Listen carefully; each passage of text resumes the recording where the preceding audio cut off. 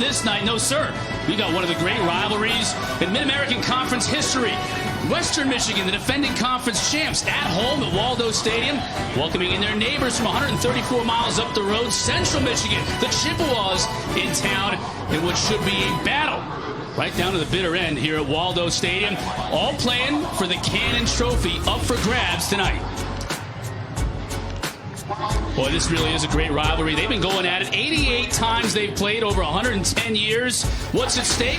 The Cannon Trophy. They've awarded it in 9 previous occasions. 5 have gone to Western Michigan, 4 times to Central. Western has had a lot of success of late. So much success, as a matter of fact, this senior class for Central is looking for their first win. Both these head coaches in tonight's game have played in this game at separate times back in their playing days. Hello, everybody. I'm Chris Cotter alongside Desmond Howard, both of us bespectacled, so we can watch the game and call it for you today. Desmond, you know a little bit about rivalries in the state of Michigan, don't you? Oh, yeah. Yes, sir. I tell you what, the most important game on any team's regular season schedule is their rivalry, and it is not even close. Now, some coaches, they be handling it a little different. When I was at Michigan, we knew Notre Dame week, special week. Ohio State week, big week. Then some coaches, they may downplay it. They want to make it seem like it's a normal week, but I don't care which approach they use, it's going to get chippy tonight, Chris. Well, the coaches and players at Western Michigan haven't downplayed it a little bit, and maybe that's because they don't want to put too much pressure on their starting quarterback tonight. He's making his first career start. He's a true freshman. His name is Reese Goddard. Comes our way by way of Missouri. Joining us right now on the field, the third member of our party is Quinn Kesnick down there from one of this freshman sensation. Quinn. Goddard hasn't lost a football game in a long time. Kirkwood High School in St. Louis, he led that team to a state championship. He's known as a gunslinger, a dual threat guy.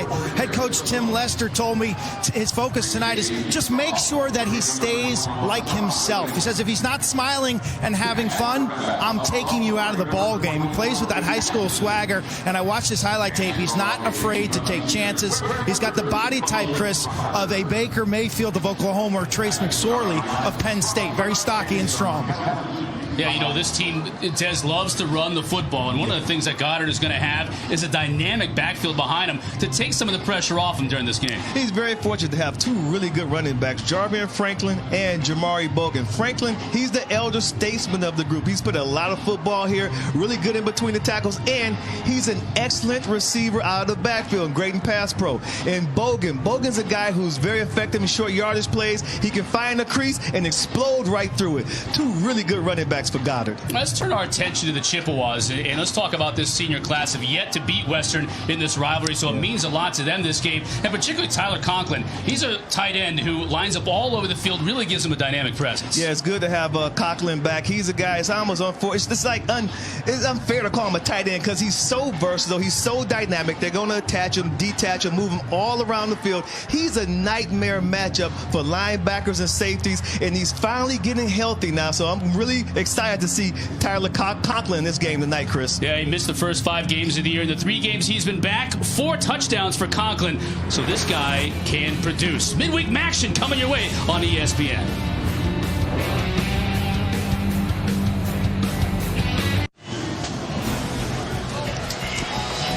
Waldo Stadium, the site of our Midweek Maction. This week, Central Michigan, Western Michigan, 2 rivals, separated by just about 2 hours drive from each other. Tonight's game being played here in Kalamazoo, Michigan. A little chilly, a little bit of rain, not stopping folks from coming out. Looking forward to a big-time game tonight. Important game for both these teams, too, as they both look to become ball eligible. Central still a couple of wins away. Western, if they win tonight, that's win number 6 for them on this season. But still a lot to play for within the conference as well, as Western Michigan comes in at 3-1. Central 2-2 so far on the year. Well, we're all looking forward to seeing this freshman quarterback, Reese Goddard, playing for Western Michigan tonight. Central won the toss. They deferred until the second half, so we're going to get our opportunity, Des, to see Reese Goddard right away, and we're going to get our opportunity to see one of the great return men in college football history in this game when you talk about a kid by the name of Darius Phillips, number 4 for Western. Yes, I'm very excited to see Darius Phillips. I want to see if they're going to kick the ball to him. I mean, he's exciting, electric. He came here actually as an offensive player. They recruited him as a slot player to play the slot position. He made the transition to defensive back, and he's just been outstanding still in the return game. So they're going to give him an opportunity tonight. Let's go. An opportunity. Caden Keon with the kick to Phillips. And he finds a little bit of room down the left side, gets out to about the 34-yard line.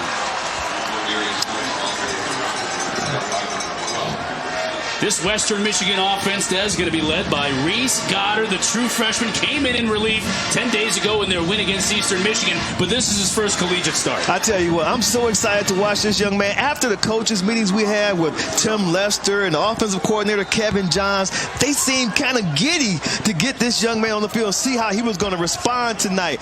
They're so excited because what he's been able to do in practice has just wooed everybody. It's a situation where I think it's like, hey, we don't know if it's going to be good or bad, but it's going to be very exciting with Goddard. They call him the gunslinger, Goddard the gunslinger, and now our first opportunity to see him in the gun. The handoff to Jarvian Franklin, one of the workhorses in this backfield. He rattles off a good 7 yards. They caught the Chippewas in the 4-3 under defense, and they're just going to run Franklin. We understood coming into this game that they would probably run the ball a lot. You know, they got two fantastic running backs in Franklin and Jamari Bogan. And like we said, you got a freshman quarterback starting. You want to just, you know, get him into some sort of rhythm, heading the ball off, and probably let him take a couple of hits too, because he's a pretty good runner with the ball in his hands also. Trips out to the left for Western Michigan. No scrimmage on 2nd and 3. Read option to Franklin over the middle. He's going to pick up the first down. That's exactly what we expected. A couple of inside runs with Franklin, who's just excellent in between the tackles. You know, let Bogan, let Goddard get his feet wet, get comfortable, get into a rhythm. Franklin now out in the pattern. Goddard attempting his first pass. No, he's going to tuck it and run it. Breaks free from a tackle along the left side. He'll cut about 7 yards, 7 yards on the play. Alex Briones with the stop for Central Michigan. It's a Central Michigan defense right now without one of their top players. It was a game-time decision. We're going to send it down to Quint right now on the field for more on Joe Ostman. Quint? Yeah, Joe Ostman warmed up really as a decoy, but he will not play tonight. That's gigantically significant. He leads the country with 10 sacks. He's a captain. He's an all-effort, all-the-time type of guy who plays with his hair on fire. Joe Ostman will not play tonight. Thanks, Quint. Mike Dana's going to start in his place, and that's significant when you talk about a freshman Des making his first career start in Goddard, and now all of a sudden you have the guy who has 10 sacks on the year leading the nation not playing in this game for the Chips. Exactly. You don't know how much of a factor it's going to be in this game, but I do anticipate that Western Michigan is going to run the ball a lot tonight. I don't know if Ostman would have had a chance to be a factor as far as his sacks are concerned, but you got a freshman quarterback in Goddard. It seems like right now Kevin Johns is really comfortable just running the ball right at this Chippewas defense. Franklin back in the backfield on a big 3rd and 2. Eskridge in motion. Franklin breaks it open. He's going to take it to the house.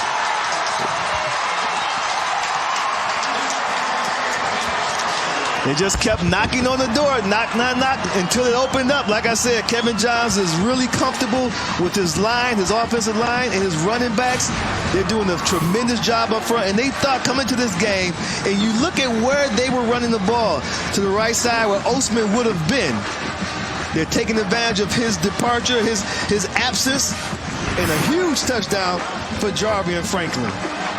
47 yards for Franklin on that carry. His 53rd total touchdown, which is a new school record. He had been tied with Corey Davis. So he just continues to pile on the records.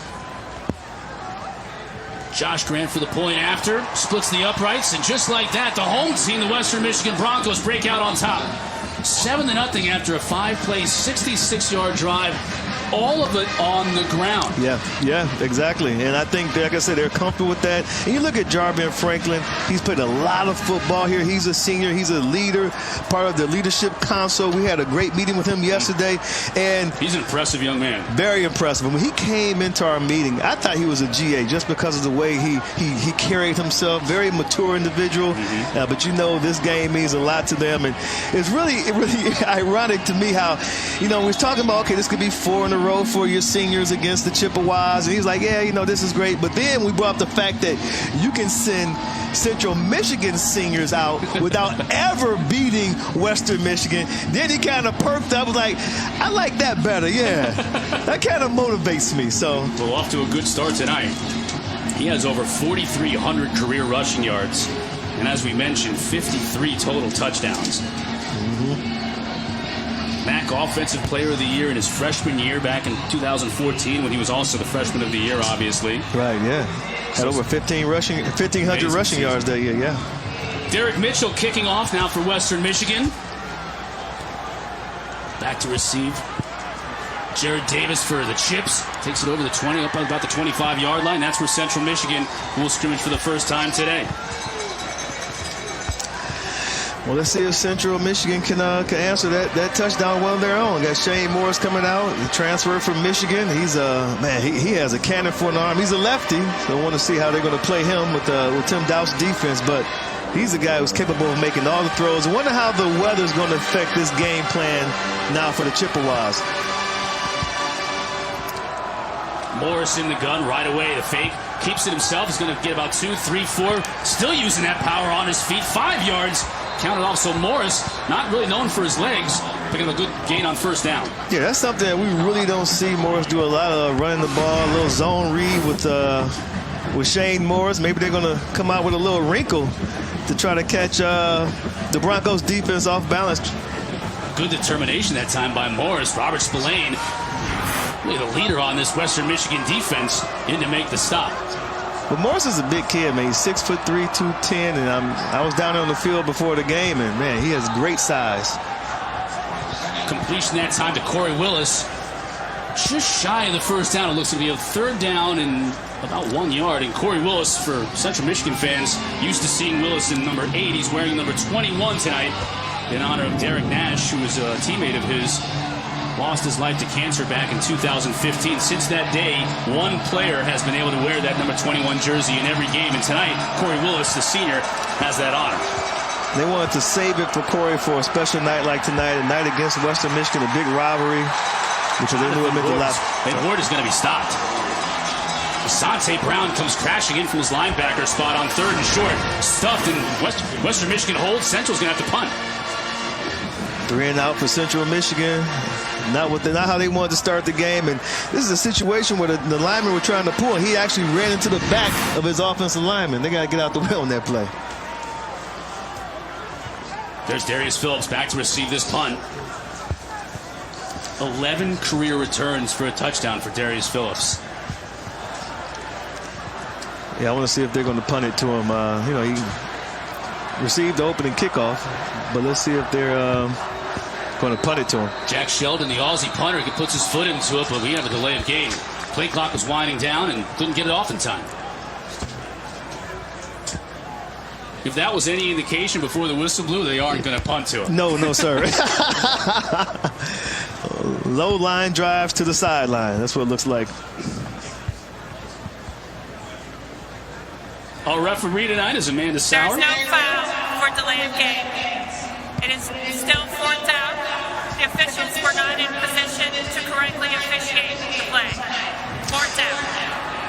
You don't hear that all the time. That's a very, very odd one right there.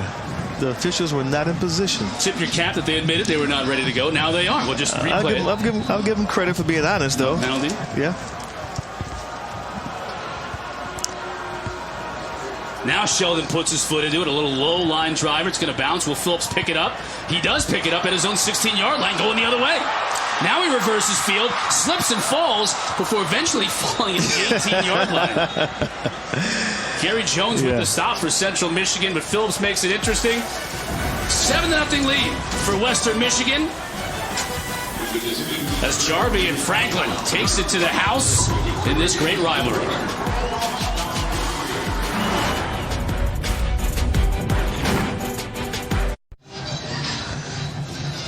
Rain coming down here in Kalamazoo, Waldo Stadium. It's supposed to be getting warmer as the night progresses, but a little rainier as well. Western Michigan already up 7-0 over Central Michigan. Tim Lester, of course, head coach at Western Michigan in his first season, taking over for P.J. Fleck, was a player here back in the late 90s, and now the head man. This game means a lot to him. Means a lot to him. Yes, sir. Jarvie and Franklin back, flanking Reese Goddard, the freshman quarterback. Goddard now back to pass. Tucks it and runs it, escapes the rush, and picks up what he can, about 1 yard. Yeah, it seems like Goddard was looking in the middle of the field, and he came off his first read. He didn't go to his second or third read and just tuck and ran. And that's kind of what you expect, though, from a freshman quarterback, his first start, even though he's used to this style of offense. Franklin patiently waiting for his blocks. Sheds a tackle, gets a first down, and more. Stays in bounds. before they finally rule him out. About the 35-yard line, so pick up a 16 yards. And I have to say that the benefit of having a Franklin back there or a Bogan back there at the running back position is that Kevin Johns, the OC, KJ, he can afford to try to throw the ball on first down and still come up if it's incomplete second down and 10, and know he can give the ball to one of those backs and they can pick up positive yardage, 5, 6, maybe 10 yards a crack. So that's the benefit of having such a lethal rushing attack, even when you have a freshman quarterback starting for the first time. Franklin again finding space, spins out of a would-be tackler, gains about 3 yards. You know, Chris, at this point, it seems like Western Michigan is just content with playing smash mouth football. Like, they want to show Central Michigan, our guys are better than your guys, and we're just going to come out here and prove it. We're going to impose our will on you up front, and so far so good, because that's exactly what they've been doing. First time we've had a chance to see Jamari Bogan, number 32 in the game for Western Michigan. More of a shorter, stockier power back. A guy will put his head in there and get you a couple of yards when you need it. Goddard back to pass, overthrows his intended receiver, Donnie Ernsberger, his tight end. First attempt, first incompletion of the game. Yeah, it was a well-designed play. Ernsberger was wide open. I think Reese got a little happy, a little excited. Yeah, a little excited. So he has to calm down a little bit. He'll be able to make that throw, because I watched him earlier. Man, he can zip that thing. Bogan stays in the block. Goddard throws, incomplete. Nice defensive play that time. He was trying to hit his receiver, Dwayne Eskridge, and Amari Coleman defending on the play. It'll bring up fourth down. Yeah, really good coverage by Coleman. He read the route, broke on it, batted it down. It was man-to-man coverage, and you're going to see a lot of that from the Chippewas tonight. A lot of man-to-man. They may have to go man-to-man to stop the run now, because they may have to start dropping like 8 in the box, the way Western's been running the ball on the Chippewas so far. Getting a little chippy out there. Derek Mitchell back to punt for Western Michigan. The oldest player in FBS, 30 years old, played 10 years of minor league baseball before coming back to college. Puts a good foot into it as well. He really did. I'm gonna let that one bounce. That's going to be a great play for the Broncos inside the 5. Darwin Kelly has to catch that ball. Yeah, he can't let that ball bounce and drop like that. Central Michigan takes back over, trailing 7-0 in this big rivalry, battling for the Cannon Trophy.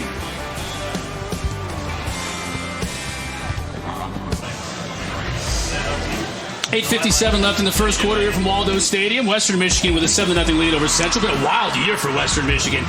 Opening game at USC, they played very well, but they could see the wildfires there in Southern California from their hotel room. Then they had this crazy 7-overtime win against Buffalo. That was bananas. Donnie Ernsberger's sister came out of the stands to give him a hug. That was classic. Overtime. Then you have this game here just a couple of weeks ago. Torrential rainfall in Waldo. They had to postpone the game until Sunday. Akron upset them. And then, of course, John Wasik, their starting quarterback, lost for 6 to 8 weeks with a collarbone injury 10 days ago against Eastern Michigan. Also an overtime game in which they were able to win. It's been a crazy season for the Broncos. There's no doubt about that. Crazy weather continues. They've weathered these storms, haven't they? Rain, that's exactly right. They've weathered it. 3-1 in conference, 5-3 overall. Got some rain tonight, but temperatures getting a little warmer, much to Quint Kesnick's joy on that one.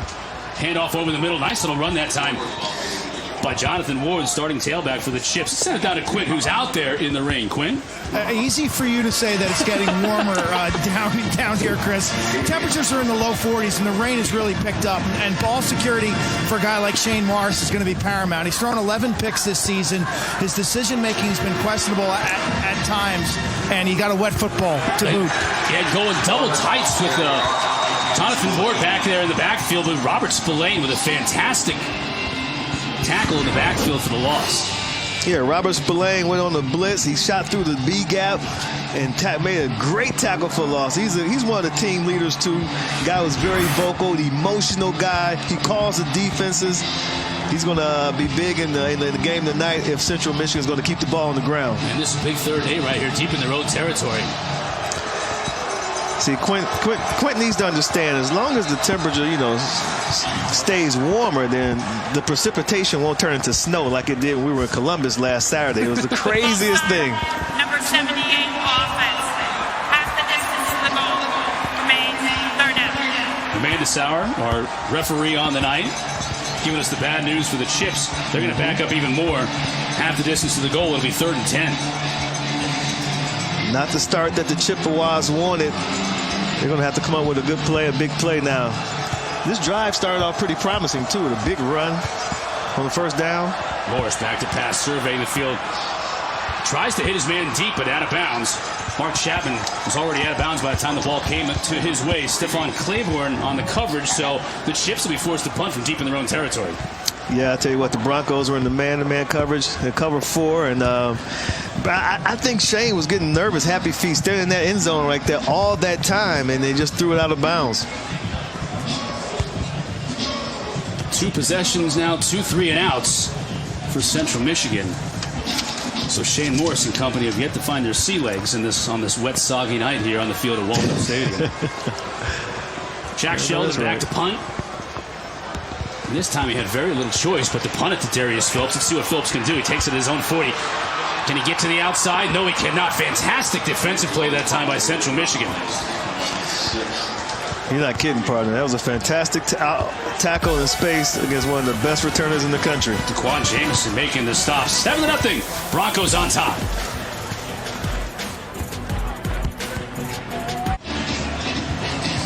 Midway through the first quarter, the battle for the Cannon Trophy. Western Michigan with an early 7-0 lead over Central Michigan, and getting it done on the strength of their running backs. We thought they would at the start of the game, Des, and they certainly are with Jarvian Franklin. Yeah, with Jarvian Franklin is 3rd in the conference, averaging 80 yards per game, 4.4 average per tote, and he's just a guy who bounces off of tackles, really tough in between the tackles. Good receiver out of the backfield, great in pass pro, and look at him right there trying to show a little bit of speed. For a guy who's 225, he moves pretty well. Well, here's the lightning to that thunder, if you will, or maybe it's the thunder to the lightning. Jamari Bogan, the number 2 back, who's checks in at 5'7", but 192 pounds, and he's up there. We were in the weight room the other day. He's up there in terms of the squats and the cleans and all the lifts. This guy is a strong dude. Yes, he is. Yes, he is. And really good in short yardage situations. Going to give Franklin a spell this series. Let's see what he's able to do. Picked up a good 4 yards on first down, staying ahead of the chains here. Yeah, Western's looking at the defense, running the check with me right now, looking at the sideline for the call. Ehrensberger, the tight end, in motion. Got a flag on the play.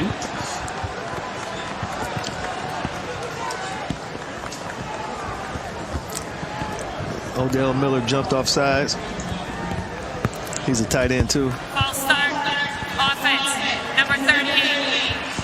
5-yard penalty. 2nd down. This is an old school offensive guy's dream. You got double tights. Yeah, exactly. They go with their 12 personnel now. They just want to pound the Chippewas, chip away at that defense. Look, Odell, 6'3", 270. Are you kidding me? He's a tight end. Wow. Yeah, Jamari Bogan likes a guy like that. That's right. In front of him, and coaches couldn't stop raving about Donnie Ehrensberger as well, the other tight end. He's a pass catcher, but he's also a great blocker. Lining up in the slot right now, in motion. Another flag on the play.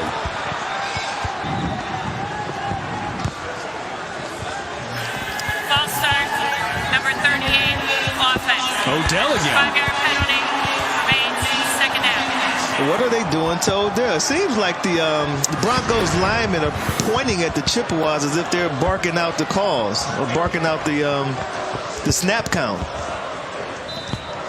That's 2 in a row, back-to-back for Odell. Now they were ahead of the chains. Now they're behind it quite a bit. It's 2nd and 16.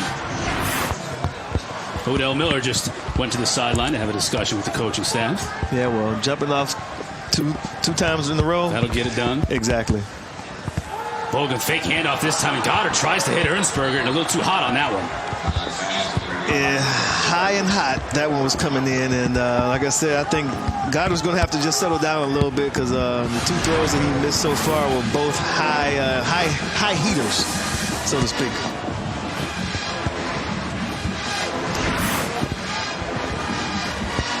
That one might have gotten away from him. Again, we have had rain the entire game, and it's still coming down at a pretty good clip.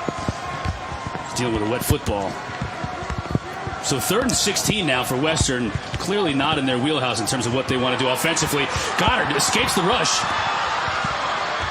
Thought about tucking it and running with it. Smartly just throws it out of bounds, though, and they'll live to fight another day. Mike Dana with the pressure that time. Mike Dana filling in for Joe Ostman on that defensive end spot.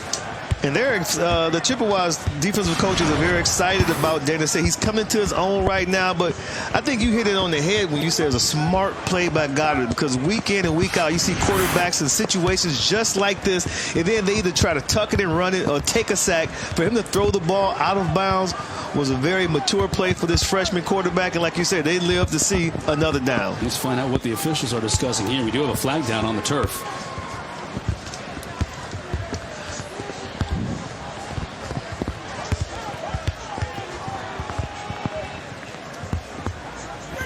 Ineligible player, downfield, offense. That is declined. 4th down. I bet you one of the linemen thought that Goddard was going to tuck it and run, so he headed upfield to get a block, and then Goddard decided to throw it out of bounds. And Lester encouraging his troops to be 4th and long, bringing on Derek Mitchell, the punter.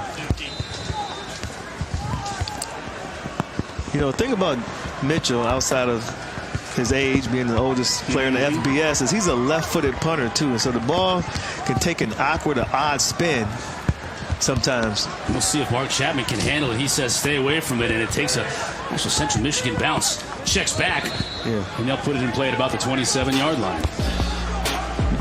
So after an initial drive by Western Michigan to put points on the board, both offenses have bogged down. We got a good one here at Waldo.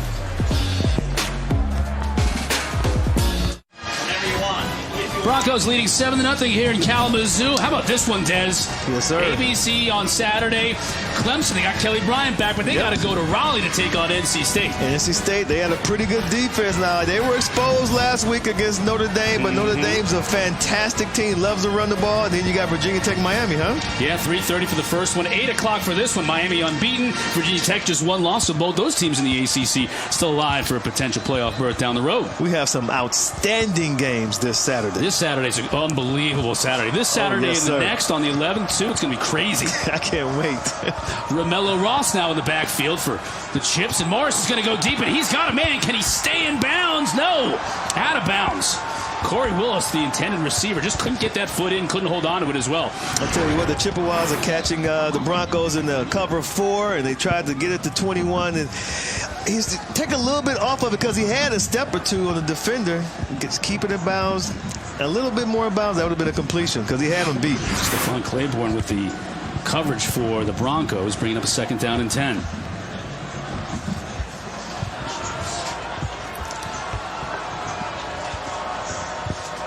Kamano Quilly now in the backfield. He takes the handoff. He'll squirt inside, pick up maybe 2 yards, maybe 1. Quilly's a power back in this offense, 6'2", 239 pounds. And Robert Spillane right now is playing just a really good game. Anytime they run the ball, he's around the ball, making tackles or getting in the mix.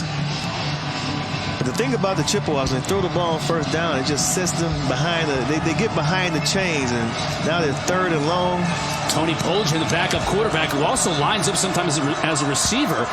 At the top of your screen is Morris back to pass over the middle and no one home.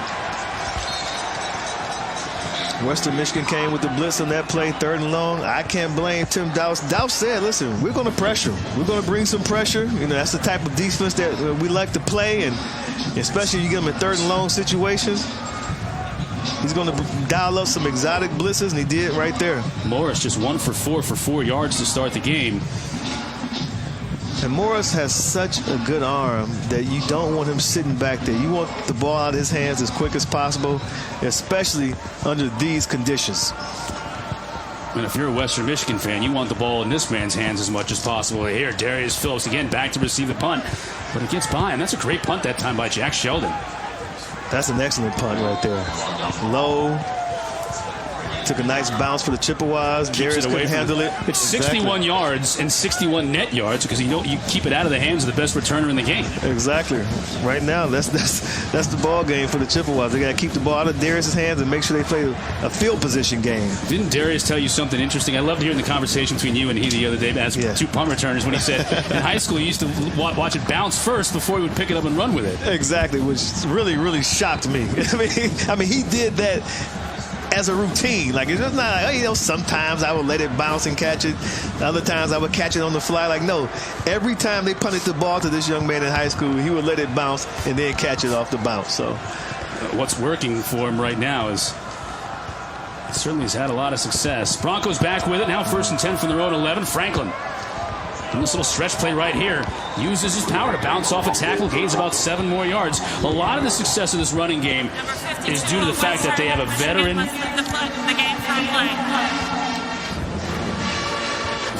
offensive line, and Quint is going to have a little bit more on that because they've got some studs up front, Quint. Yes, they do.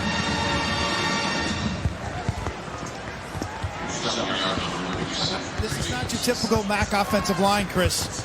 Chukwuma Okorafor, their left tackle, 77, is one of the top-rated tackles. Here in a little bit.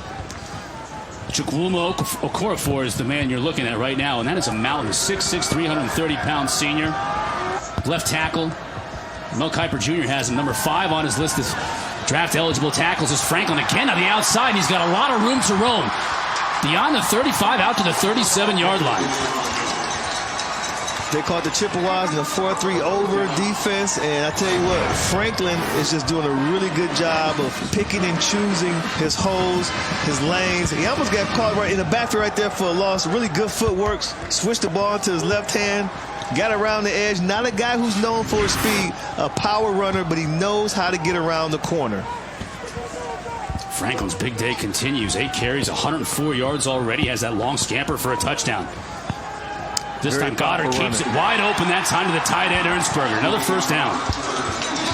And what happened right there is the Chippewas, they came in with the run blitz, and Goddard read it perfectly and threw the ball right on time, finally, to Ernsberger. Try to slow down that blitz. The blitz is going to come from the left side. A little tempo here by Western Michigan. Franklin finding all kinds of room. He may go again. All the way down to the 10-yard line. Josh Cox finally ran him out of bounds, but another big run for Franklin. I think Greg Colby, the defensive coordinator for the Chippewas, has decided that he needs to start to blitz, especially on first down, because they were getting such huge chunks. But the problem is, if your guys miss, it's going to be a big gainer, a chunk play for Western Michigan. That's exactly what happened. Oh, Mike Caliendo, 61 out front there, creating space for Franklin. And Western Michigan's offensive line, their tackles and their tight ends, they're doing just a fantastic job of picking up the blitz. They're recognizing where it's coming from, and they're stoning them at the line of scrimmage. Third member of this backfield, Davon Tucker, in now design run by Goddard. He'll pick up maybe 2 yards on that one. It'll be 2nd down and goal. Mitch Staniszak with the tackle. Yeah, Kevin Johns, the OC at this point, he just wants to keep it on the ground. And get Reese into the mix a little bit. Let him run, take a couple of hits. I mean, you know, like I said, he's a guy he's built like a Baker Mayfield type of quarterback. He has that moxie. The coaches, his players, they all love him. They were all so excited for him to start this game tonight, just to see how he would respond. Davon Tucker with the carrier on the left side, breaks a tackle, breaks another, scores. Just a beautifully designed play, a power to the left. It seemed like they pulled the whole right side of their offensive line to the left. He had a convoy in front of him. Chris, Western Michigan right now just imposing their will on Central Michigan.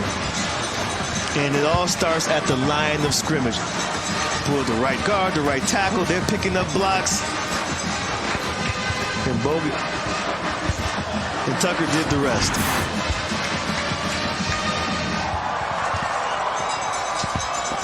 Josh Grant, the freshman, on to attempt the point after try with Derek Mitchell on the hold.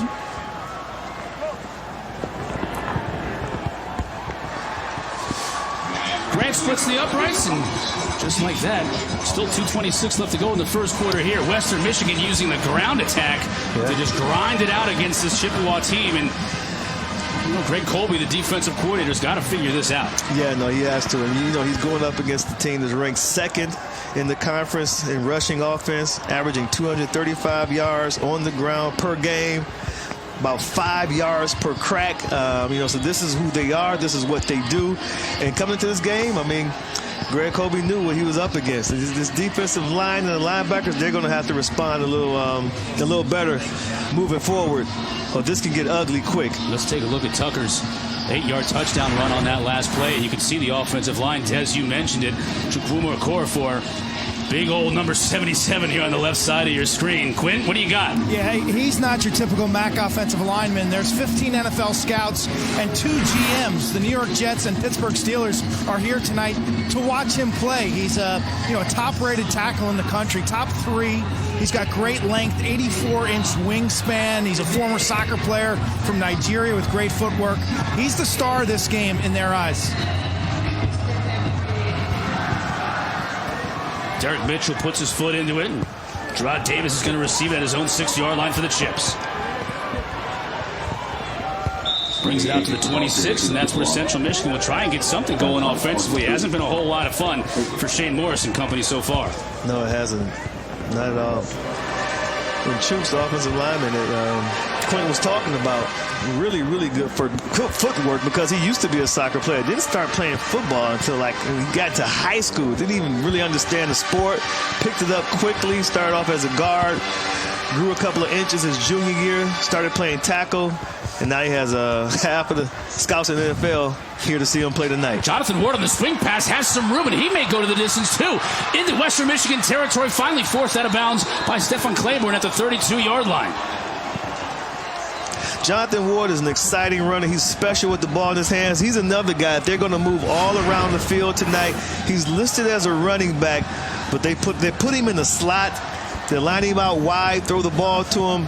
He's just a guy who he has to get, I would say, 18 to 21 touches tonight. 96 carries coming in, 34 receptions, so they'll use him in a variety of ways. Here, carrying the football, gets tripped up, but still falls forward for a gain of 5 yards. He has a knack of finding the crease, and he's very explosive. Just a really shifty runner with the ball in his hands. Central will try and go at tempo. You can see they're picking up the pace right now. Morris back to pass. Looking for his receiver in the end zone. Broken up. Nice play by Darius Phillips. That time in coverage. He was looking for Mark Chapman. Couldn't connect. They were in cover 2 on that play, and Shane looked to his left and ended up coming to his right late, and he didn't see the cornerback on that side who dropped Darius Phillips, who dropped back in coverage. Would have been interception number 12 on the season for Shane Morris if Phillips could have grabbed it. 3rd down and 5 now for Central Michigan. They've got something going for the first time tonight. Can they keep it going? Ward makes the catch and picks up the first down. Always close, but he didn't get there, I don't think. He might be a yard short. It looks like he's going to be short. Now a decision time for Central Michigan. Already trailing 14-0 in this game, Des. I think you got to go for the points. Go for the field goal. Let's see. They're going to go for the touchdown. Go for the first down or go for the field goal. Looks like Shane is still on the field. They're going to go for see if they can get the first down or a touchdown. And they're bringing a fullback, too. Double tights and a fullback. 2 fullbacks. Handing it off to Ward. He spins out of it. He's going to be close. We got a flag on the play, too. We got a host of flags. And Western Michigan is saying it's their ball that Ward fumbled. Spillane is walking off the field with the ball in his hand. The officials are all there to sort it out. Maybe a word or two being spoken as well. These guys are neighbors. Doesn't mean they're friendly neighbors, right? Exactly. Spillane did come out of there with the football. Flags came in all over the place, though, to your point. Spillane is saying, let's go. Let's go to the sideline. That's our ball. The officials, led by our referee, Amanda Sauer, now talking it over.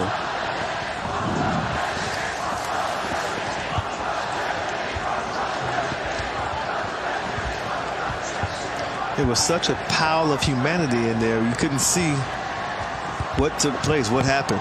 It looked like Ward had the first down for a minute.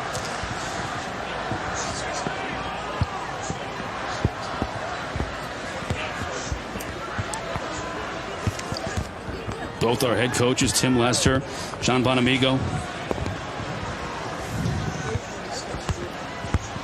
looking on intently, and Bonamigo has to think, boy, we're finally getting a little something going offensively, and now this. Personal foul, face mask, number 8 on the defense. Oh, wow. That's big for Central Michigan. Caleb Bailey mask on Bailey. Called for the personal foul, so whether it was a fumble, whether they picked up the first down or not, it's irrelevant after that call. Yeah, that's a big play. This drive continues for the Chippewas. It's a huge penalty for Western Michigan. Let's see if we can see it in here. I don't see anything right there in that shot. No. There it is, right there. Bailey Yes, right sir. hand in. Yes, he did. Good call. Really good call. Good catch by the officials. 1st and 10 from the 11-yard line for Shane Morris in Central Michigan. Kumahano, Gwilly, the back, takes the handoff, and that's Romello Ross. The fake to Ross, and Morris keeps it inside the 5-yard line. Takes a shot after he steps out of bounds. Officials keep their flags in their pockets in that one. Bailey with the tackle. But a nice game by Morris and a nice fake. Yeah, that was one of those wrinkles, too, because you just don't see Shane Morris carry the ball that often. But, you know, if they're going to come up there and try to be stout in the defensive line and take the running back, then Shane's going to pull it and keep it. So really good play call by the offense. Something we did not expect to see, especially in this heated rivalry. Jonathan Ward back in the eye. 2nd down and 10. Morris can't hit his receiver that time, Tyler Conklin. That's the first time we've called his name in this game. Yeah, we think he's going to be a big factor at some point in this game. I mean, he's such a special player, listed as a tight end, but he plays all over the field for the offense. So versatile.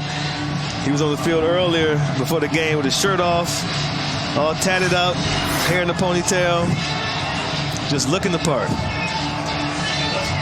Shirt off.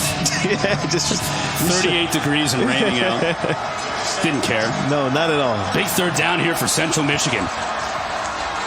Morris is going to keep and score. Another zone read play where Morris kept the ball. So now Tim Dowse, the defensive coordinator for Western Michigan, understands, hey, 11 may carry that thing, guys. We have to be aware of that. Big drive for Shane Morris. The great fake that time in Central Michigan. Boy, did they need that in the final minute of this first quarter. Yes, they did. Really good play call. Like an added wrinkle now to Central's offense with Shane carrying the ball.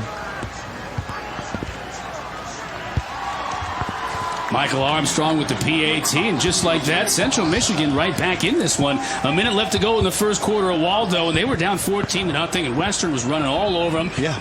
They took the ball in their own territory and said, we're going to try a few new things, and they incorporated Shane Morris into the running game, which is something we haven't seen a whole lot this year, but it certainly worked on that drive. Exactly, and Jonathan Ward, I mean, he started off, he's the dynamic player on offense. We talked about Terry Conklin, the tight end, who, as a tight end, I mean, he's a matchup nightmare for safeties and linebackers, and I'm sure they're going to get the ball into his hands at some point tonight. But Jonathan Ward is the guy who's so dynamic. He's a special player. He's fast. He plays with a physicality, and they love his approach. So he's the one who actually got that drive started. But those zone read plays now with Shane Morris keeping the ball, that really hurt the Broncos defense. Well, the ESPN app is a fan's best friend. You stream every ESPN and ABC college football game live, and there are a ton of them. So you're going to want to have this app. You can take it anywhere you go. Yeah. And every game is right there in the palm of your hand. I tell you what, I love this app. I got off the plane last week, and, you know, we do this thing where we pick super dogs, right? And yeah. So I'm sitting in the airport waiting for my luggage to come off the carousel. I pull out my phone. I'm watching the end of the Houston versus USF game, and I'm just cheering like I'm a Houston alum. I mean, because I picked them as my super dog, and not only did they cover, they won the game. I cannot explain my excitement, but I was able to watch that because of that app. So I absolutely love that. I actually sent a picture of that on Instagram. I'm sure everybody at the airport seeing you smiling and laughing said, that's just Des being Des. Yeah. I've seen that all before. Exactly. Donnie Ernsberger, the tight end, with the return of that kick. So Western Michigan takes right back over at their own 27-yard line. 52 seconds left to go here in the first quarter. Jamari Bogan now in the backfield with freshman Reese Goddard taking the snap. Ernsberger in motion.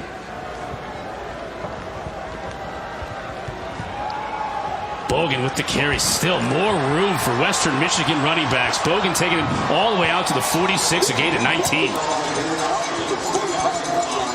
Western Michigan running a stretch play to the right side and just getting a hat on the hat, and Bogan just can find a crease. As soon as he sees a crease, he hits it. Very explosive runner. They usually use him normally in short yard situations, but they're going to spell Franklin with Bogan tonight. Couple of yards that time for Bogan before Mitch Stanisiak is there for the stop.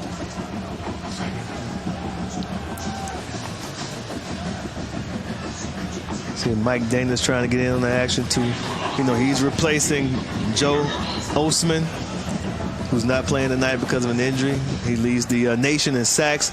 But 57, Mike Dana, I think he's a solid game. They're coming at him, though. They keep running to the right side. They keep coming at 57 and the guys over there. So he's going to have to step it up and get a little more stout. First quarter in the books. Western Michigan jumped out to a 14-0 lead before Central Michigan was able to come back and make a game of it, as you see the coaching staff right there, and John Bonamigo exhorting his troops. Broncos getting it done on the ground with all of their tailbacks contributing before Central Michigan got it done on the ground as well with Shane Morris. 14-7, Broncos on top.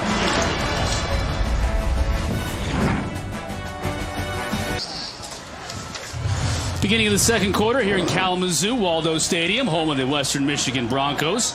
Bronx on top of the Central Michigan Chippewas, 14-7. They continue to move the football on the ground now, 2nd down and 8.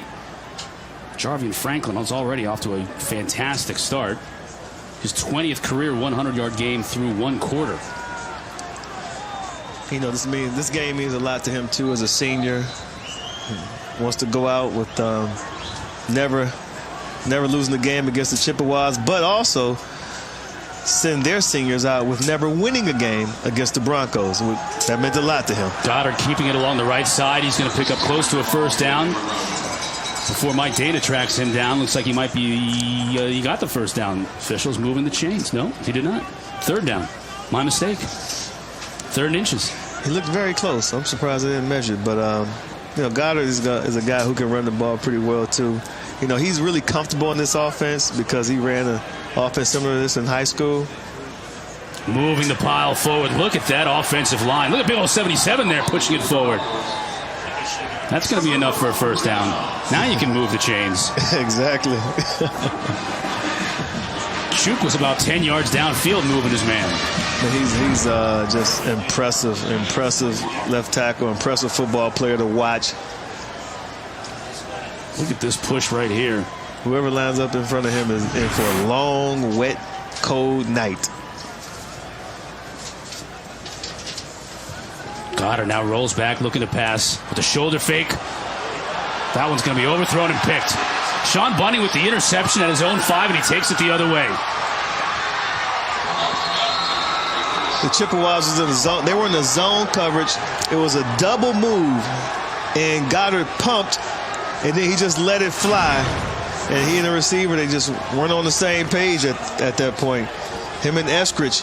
You're going to see him pump. It's a double move, and then Anton Curtis was out there. Yeah, Curtis looked up for the ball. It was Curtis, not Eskridge. He looked up and stopped running. And you can't do that on a double move. You still got to run, you know, until you see the ball and run through the ball. Made it an easy interception for Mark Chapman. Very easy. Both these teams very adept at turning the other team over, and that's been part of their formula for success all year long. Central now takes over with a little bit of momentum. I mean, interception for Sean Bunting, the other number 3. Not Chapman, Bunting. That pass from Morris to Corey Willis falls incomplete. And Des, you mentioned this before. Central Michigan throws a lot on first down, and they get behind the chains often. And this is the case right here. 2nd down and 10 now. Yeah, that really hurts them because the play calling, it really, as an offensive coordinator, you're behind the chains, and especially when you're playing from behind, you don't want to take too many risks. But Shane Morris, I mean, you have a guy like that at the quarterback position. That's what they do. That's who they are. They want to throw the ball. Design quarterback run here on the draw, and he's going to get close to the first down. He's going to fall a little bit shy. Bring up a 3rd and 3. Stephen Clark on the stop. And Chris, that's another play you don't see a lot. Quarterback draw with Shane Morris. It seems like they're they figured they want to run Shane tonight. You know, I think the defense wasn't prepared for 11 to carry the ball a lot tonight, so they're running Shane in some situations to catch the Broncos defense off guard, quite frankly. Big 3rd and 3 here for Central Michigan. Jonathan Ward flanking Shane Morris in the backfield. Morris rolling the pocket out. Can't hit his receiver, though. Mark Chapman, the intended receiver, and it falls incomplete, bringing up a 4th down. Tell you what, you got to give a lot of credit to the Broncos defense, because as Shane rolled to his left, the right side of that defense, they rolled out, and they really clouded his vision. He wanted to throw the ball early, but there were guys in his face, and he didn't have a clear throwing lane. So then he had to reset, and at that point, the ball came out short. So really a lot of credit to the Broncos defensive line. They didn't get the sack, but they made sure he couldn't throw the ball out to the flat. Jack Sheldon back to punt for the Chippewas. Darius Phillips back to receive it for Western Michigan. Continue to kick to him. Phillips is going to get a chance here with the fair catch, though, and that's where Western Michigan will put the ball in play at their own 29-yard line. Broncos in the battle for the Cannon Trophy with a 7-point lead over the Chippewas.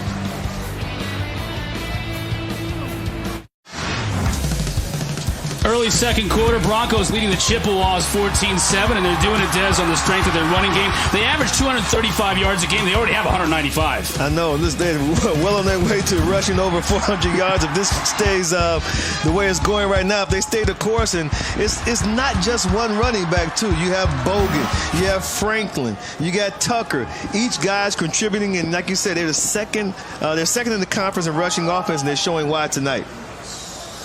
On that play, bowling his way is Jarvie and Franklin picking up a couple of yards. Quinn, you're down there on the field with more. What do you got?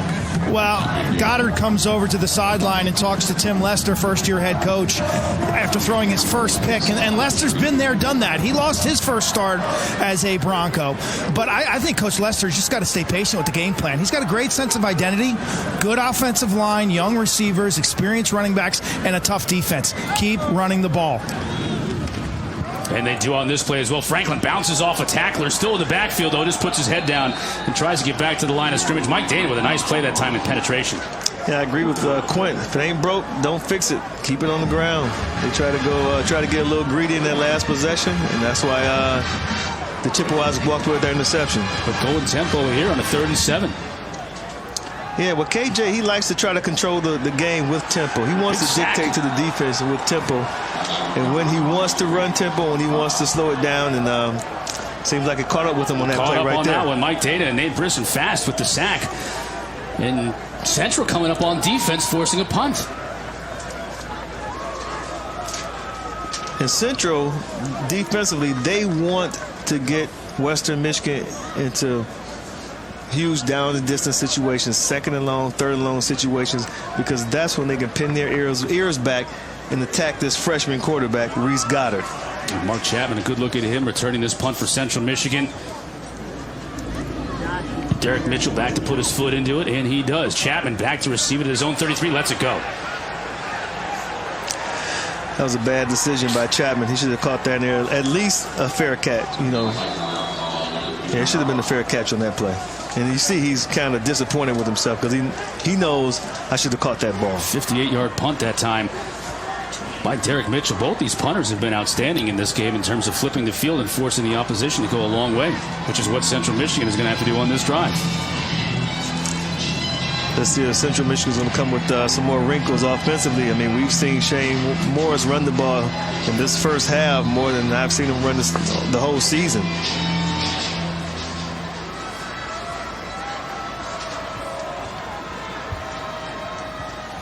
Morris fumbled the football. Oh, the Central might have gotten a break on that one. That ball was rolling around. It looks like Romello Ross might have been able to fall on top of it.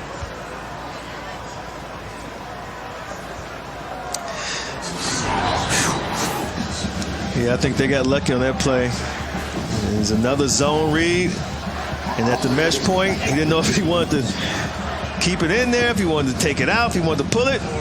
And I'm just surprised that doesn't happen more often. Especially with a wet ball out there. It's like a greased pig. Exactly. On a night like tonight. Exactly. Fortunate were the Chippewas after that exchange, but they do lose 6 yards, bringing up a 2nd and long. Morris that time with the double move, and that didn't work out for the Chips. Yeah, he was throwing it to Conklin down the right side, and they just weren't on the same page. He threw it deep. Conklin pulled up short, and then they're looking at each other like, bro, what were you thinking, bro? Is that me? No, it's you. It's usually the receiver's fault, right, Des? Without a doubt. Without a doubt. Never the quarterback's fault. No, never the quarterback's fault. But does the receiver admit that it's his fault? At least until you get in the film room later on that week, right?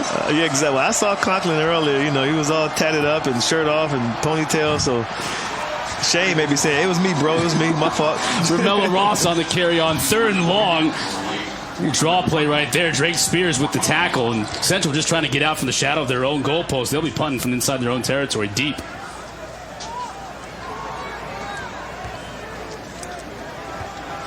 Under 10 minutes left to go here in the second quarter. And Des, we had that one drive by Central where they came right down the field and scored a couple of big plays. Western used a couple of big running plays to score, but we've had a lot of offenses, both these offenses bogged down a little bit. And on that big drive that Central had, don't forget, they used Jonathan Ward a lot. And the last drive, he was barely utilized. He didn't touch the ball. He wasn't even close to touching the ball in the last drive. And he's a guy, not only can he, run the ball from the backfield, but they need to put him in the slot, too, as a receiver. Darius Phillips, no opportunity to return that punt, but Western will take over when we come back. 14-7 lead for the Bronx.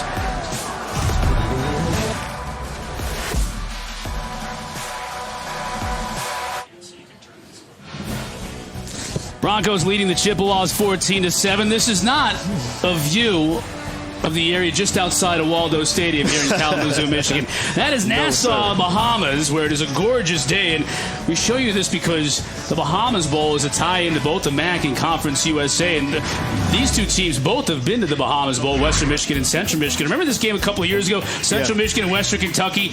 Central Michigan and Cooper Rush came way back from behind in this game. Final play of regulation, they score one of the craziest touchdowns you'll ever see. Look at that. Unbelievable. Look at this. Oh, my God. And they score. Davis takes it in. He hits the pylon. Now, do they kick the extra point to send it into overtime? No, they go for 2 to win it. And they can't quite get it done. Oh, man. That game was phenomenal. You got to love the decision, though. And we got a little shout out to our supporters and VIP partners of the Bahamas Bowl taking in their game at a watch party down at the Thomas A. Robinson Stadium in Nassau. Hey, how about a couple of all-expense-paid tickets for Des and I to come down to the Bahamas, huh? Come on, people. Come on. Help run out on that one. Exactly. Devon Tucker that time with the run. Bahamas Bowl. Looking forward to another great game down there this time around, and hopefully they'll have a little bit better weather than we're having right now. I'm guessing they probably will. It's no doubt about that. 45 degrees here. Devon Tucker back in the backfield again after that 8-yard carry on first down. Tucker again with the carry, finds room along the left side.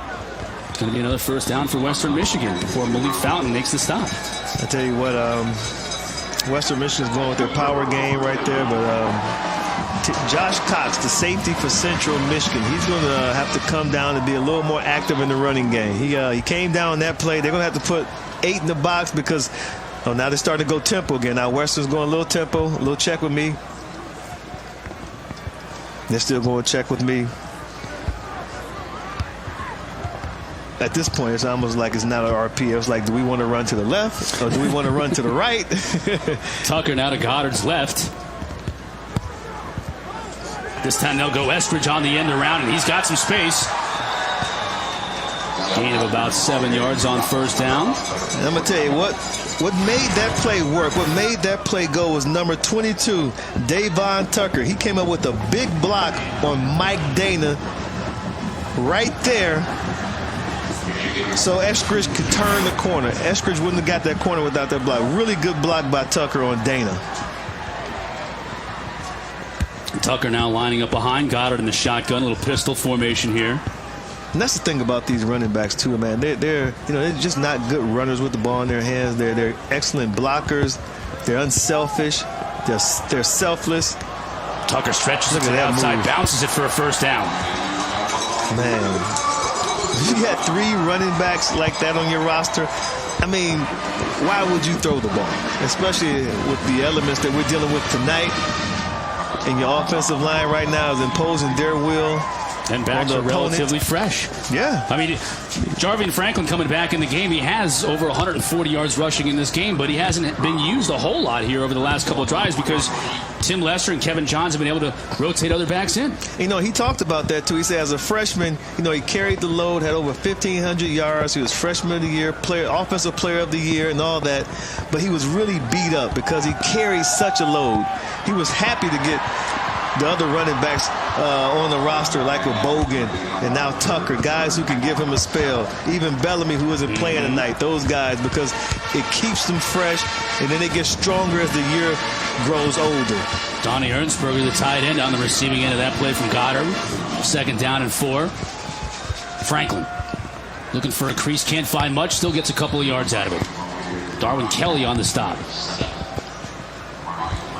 And Darwin Kelly and a host of tacklers just pretty much caught Franklin, because Franklin is a guy who, when he gets tackled, he falls forward. And normally the defender is on his back. And he's just a guy so powerful at 225 pounds out of Illinois. He's played a lot of football here at Western Michigan. His teammates respect him. Over 4,400 career yards and counting in this game because he's having a huge game tonight. 3rd and 3 for the Broncos. Goddard's going to keep it himself. Stretching for the first down. He didn't get it. He was fighting for it, though. He was fighting for it. Seems like Michael Oliver in on the stop.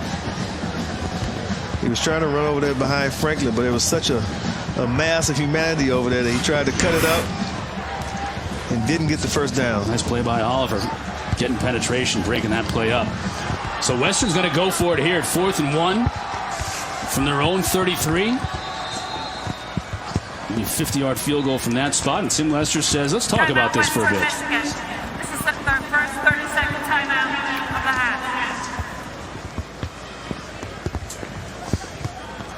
half. As Lester and company talk about it. It's interesting. Josh Grant is freshman kicker for Western Michigan. Tim Lester says he's got a strong leg. It's almost the intermediate kicks that he's more worried about than the longer ones. I mean, Josh Grant is 11 for 17 on the year, but he has hit a 49-yard field goal, so he's got a cannon for a leg. It's just whether you can get it straight. Yeah, we got to get that accuracy thing down. Once we get that down, then he'll be okay.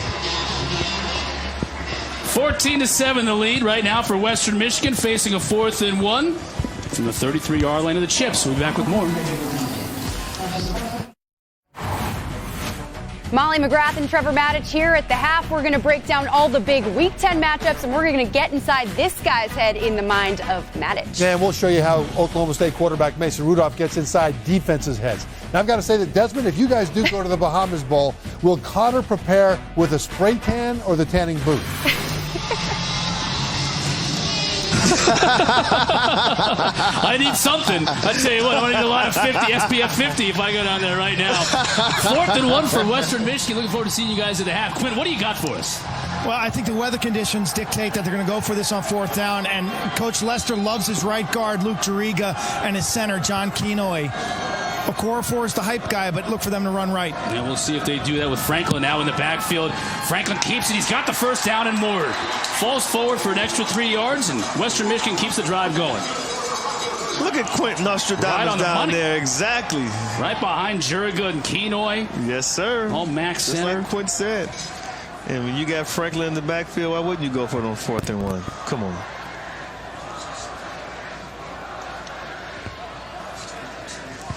This drive continues for Reese Goddard, and they hadn't relied very much on him throwing the football all game long. They've been able to run it. No, they really haven't. Franklin again. Pops that one into the line, gets about 4 yards before Josh Cox is able to bring him down. They keep catching the Chippewas in this 4-3 They run the zone read, and he's just giving it to Franklin each and every time. I like to see Goddard carry the ball a little bit. I mean, he's not a guy who's going to go out there and make you miss in space, but he's a tough, gritty kid. To your point, though, why? If you're going to get at least 4 yards on every one of these zone reads if you hand it off? I want to see the Chippewas make him keep it. The defensive end needs to come crashing down on Franklin, so Goddard would have to keep it. The handoff again. Franklin bouncing it outside, but not a whole lot of room. Gains a couple of yards before DeAndre Dill brings him down. This will bring up yet another third down. Third and about 4 for the Broncos. Time winding down in this first half. Just over 4 minutes left to go. You got the Broncos just chipping away at the Chippewas with this running game. I tell you what, that interception though that got it through earlier was that was pretty big. But if they're able to score right now and go up 2 scores, because it seems like they're outplaying Central Michigan, but they're still only up 1 score. And I think that interception was big. Mark Boga now in the backfield. Takes the handoff from Goddard, looks to the right side, has a wide open hole inside the 10, the 5, down to the goal line, out of bounds at the 1. Oh, wow. I mean, that was just a misdirection power play. Brought the receiver across the formation, just froze the linebackers for a second, and then pulled Chooks. Not even touched. It pulled Chooks. Mike Caliendo out front. Yeah. For a nice power play. Cox wasn't even touched until Cox pushed him out of bounds at the 2. First and goal now for the Broncos with Bogan again. Taking the handoff, walks into the end zone. Touchdown, Western Michigan. They extend their lead. It's just a matter of them imposing their will up front now. They're winning the battle in the trenches, and when you can control the line of scrimmage, it makes the play calling for KJ, the offensive coordinator, so much easier. And that's exactly what they're doing. Central Michigan, they're going to have to try to answer the bell before halftime, and at halftime they need to go in there and try to figure something out defensively. Josh Grant in to attempt a PAT, and all 3 of these top running backs, Franklin, Tucker, and now Bogan, each finding pay dirt.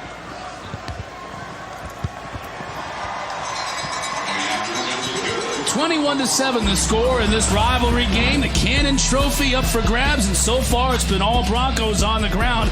What can Central Michigan do to respond? They've got 3:05 left in this first half to find out.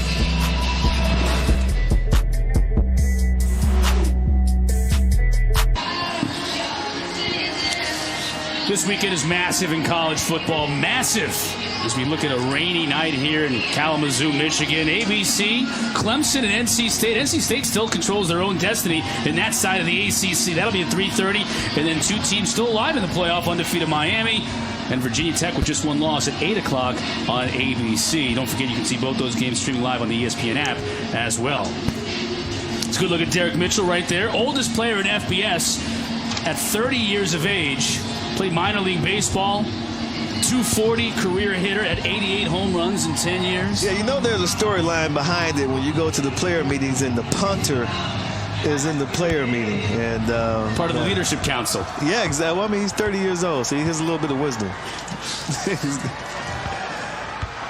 David Terry on the receiving end of that Mitchell kick, and he brings it out to his own 20-yard line. That's where Central Michigan will scrimmage. 2 minutes and 57 seconds left in this first half. He was almost tackled by his own guy, Lonzo McCoy, on that play. He had to avoid him, number 1. There's Mitchell in the minor league days, 10 years playing in the minors. I wonder if Quinn has anything more on Derek Mitchell and his relationship with the coaches. Quinn, what do you got? He's married, as you said, 30 years old. He goes home after practice and mows his lawn. He has the same mortgage broker as the head coach. Yeah, I'm guessing most college coaches don't share the same mortgage broker with their punters. So it's a very interesting dynamic with his coaching staff, that's for sure. And Tim Lester, not that much older than Derek Mitchell. It's Jonathan Ward with the carry that time for Central Michigan, bringing up 2nd down and 7. And he's the guy I really think they need to get the ball into his hands. I mean, Jonathan Ward is a special player. He's explosive. He's dynamic. They can run him on jet sweeps. They can run him as a running back. Morris looking to throw. Gets tripped up out of the pocket. That almost seemed like it was unintentional, or at least at the very least, number 58 was Antonio Balboni, and I'm not sure he even meant to trip him up. I don't think he did either, but I tell you what, it's a good thing that he did, because they had a one-on-one matchup with Ward and Spillane. And Robert Spillane was trying to check Ward out there in the flat. He was going to run a wheel route. He had everything he wanted until he was tripped to the ground. So now an interesting situation here. Under 2 minutes left to go. A 3rd and long for Central Michigan from their own 17. Tony Poljan, the backup quarterback, who also plays some receivers in the slot now. Morris back to throw. He's going to go deep, trying to find his receiver back shoulder, and it's broken up that time. Sam Beal broke it up, intended for Tyler Conklin. They still are having a hard time getting Conklin the ball. Yeah, Western Michigan brought pressure, and that time Shane had to get the ball out of his hands a little quicker, and the ball came short. That was really a bad back shoulder throw. I mean, at that point, Conklin pretty much had to play defensive back just to prevent the interception. Beal was calling for a flag, didn't get it. He's probably right. He should have got a flag. Offensive pass interference on that play. 6 of Central Michigan's 7 possessions have ended up in 3 and outs. Yeah. Just had that one scoring drive where they had a couple of big plays. Other than that, Western's really been able to control this game, and now they'll get it back. As the ball goes out of bounds, fielded at the 44-yard line. Western Michigan will have an opportunity maybe to put some more points on the board in the final minute 29 of the first half. Well, fresh off their remarkable come-from-behind win against Penn State, Ohio State now a little bit danger game here going on the road to take on Iowa Saturday 3:30 on ESPN and on the Watch ESPN app. Got to watch out for anytime you go on the road in conference play, coming off a big win. The Hawkeyes are a different team at home, man. They're a really different team. They have a pretty good running back who I think is underrated, Akram Wadley. Yeah, you like Wadley? I like him a lot. Look at what Ohio State has coming up here at Iowa. Michigan State suffered a bad, a tough loss for them. Triple overtime with Northwestern last week. It ain't gonna be easy. No question about it. Yep, they have a target on their back right now. Big target on their back. Jarvian Franklin back in for Western Michigan. He's had a huge first half, as have all the Broncos on the ground. I tell you what, I was really impressed with the way they came back last week against Penn State because, man, JT Barrett, I think that may have been the best game I've ever seen him play in an Ohio State uniform. Dwayne Eskridge was the intended receiver. Goddard a little off on that play. Eskridge was open. Yeah, but the thing that they can afford to go, throw an incomplete pass on 1st and 10 because they're running the ball so effectively that the offensive coordinator KJ, he knows all he needs to do is turn around and hand it off to one of those running backs, and they can get positive yards on just about any running play they dial up.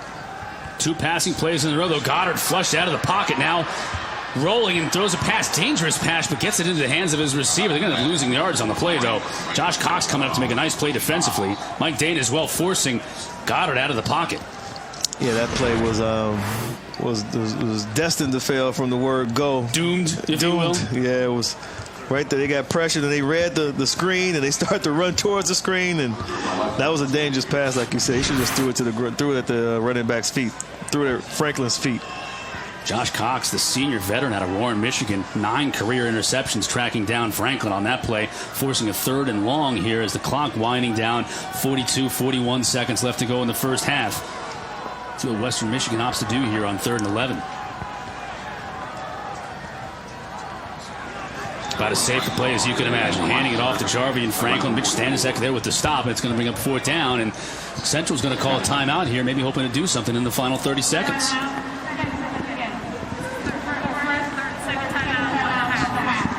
I don't blame him. Why not? Anything can happen in 30 seconds. Is this something where you go all out, try and block the punt too? Why not? I think so. The way these punters have been punting, I would go after, but they get it off pretty quick. They do get the punts off pretty quick. John Bonamigo, the head coach at Central Michigan, of course, years as a special teams coach, assistant in the NFL, so that's his bag. Yeah. I think if you notice something up front that you can take advantage of, I think this is the moment to try to exploit it and go after this punt.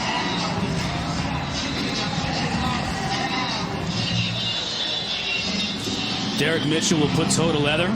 Mark Chapman back to receive the kick for Central Michigan, standing at his own 23. Final 30 seconds of the first half. Mitchell gets off another good kick. This one's returnable, though, for Chapman. Stopped dead in his tracks, though, at his own 16-yard line. Nice play that time by Wyatt Pfeiffer. Special teams for the Broncos.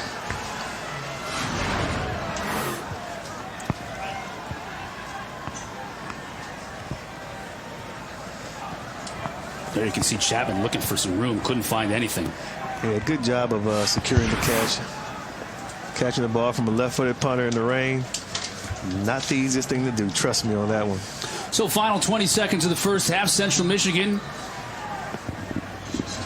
deep in their own territory. Let's see what Shane Morris and company opts to do. Morris is going to pass. Quick pass out into the flat. Drop that time by Tony Poljan. That was all on Poljan right there. And that ball was right in his hands. You know, it's a wet ball, but quarterback, sometimes receiver. Yeah. He's a big kid, too. He's a big old kid. 6'7", 225 pounds from Lansing, Michigan. Actually had offers to play tight end at many other D1 schools. Had an opportunity to come here and not only be a pass catcher, but maybe quarterback as well. So opted to come to Central Michigan. A little delay handoff this time to Jonathan Ward. Picks up a few yards over the middle. Clock winding down. And third down for Central Michigan. Looks like they're going to opt to take this one into the locker room. Trying to figure things out. Trailing 21-7 to their rivals. Western Michigan with a big advantage running the football in the first half. And that is paying dividends for the Broncos in this battle for the Cannon Trophy. Molly McGrath, Trevor Matich back in studio. Take it away, y'all. Welcome back to Kalamazoo. Score at the half. Western Michigan up 21-7 over Central Michigan as both the Broncos and Chippewas prepare for the second half. And Des, really the story of that first half was Western Michigan being able to run the football and Central Michigan not being able to get anything going offensively. No, you're right about that. You look at Jarvian Franklin's stats. He averaged 9.8, almost 10 yards per carry in the first half. The next running back, Jamari Bogan, he averaged 9.4 yards per carry. And then Davon Tucker, he came in averaging almost 6 yards per carry. And then you look at Central Michigan, they want to pass the ball, but they couldn't get their passing game on track. Shane Morris is actually their leading rusher. So you know things are going really bad for the Chippewas when Shane Morris is the leading rusher for the team in the first half. At 17 yards, Morris is 3 for 13 passing, just 52 yards. No Tyler Conklin at all in that first half. Quinn met with Coach Bonamigo moments ago. Quinn, what do you got? Well, simply on defense, he said we got to get off tackles, get off blocks and tackle, and probably commit more guys to the box, actually, to stop Western Michigan's run game. Offensively, you know, they had that one spark on that drive where they threw the ball to the perimeter. Look for more of that.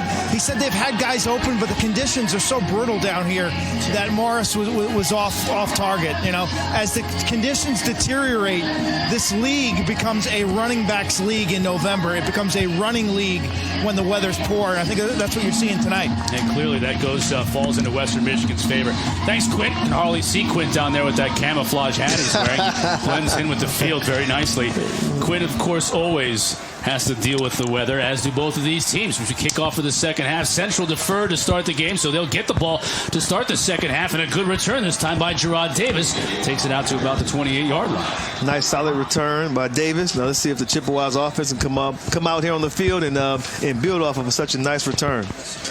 I tell you what, the conditions, they don't seem to be changing. So they are what they are, and both teams need to play in the same conditions. So there are no excuses. That's a good point. It's been raining from day one and for the very first minute of this game, and it continues to rain as we've got an injured player down here for Central Michigan. Oakley Lavallee, freshman out of Boca Raton, Florida, a little banged up on that kick, and keep an eye on his conditions. It looks like they're looking at his right knee.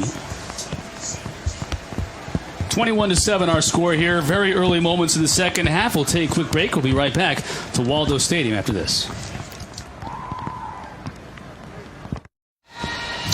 Early moments of the second half. Western Michigan leads Central Michigan 21-7 in this rivalry, and Central Michigan, very effective, usually throwing the football with Shane Morris at the helm. They have not had a whole lot of success tonight. Only 82 yards of total offense tonight, and the weather playing a big role in that one. Although this time Jonathan Ward gets loose along the right side. He's going to pick up a first down. That's one of their best plays of the night. Chris, he's the one who needs to touch the ball. I mean, he's dynamic. He's exciting, and they can give him the ball in many different ways because he's so versatile. And don't forget, when they had that scoring drive, he was the one who jump-started that with a big run early in the drive. So I think number 5 needs to get Many more touches.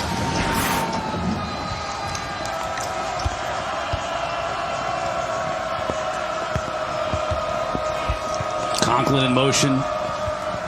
Morris the handoff to Taylor along the right side. He's going to get forced out of bounds after no gain. Flag down. This might be a face mask here.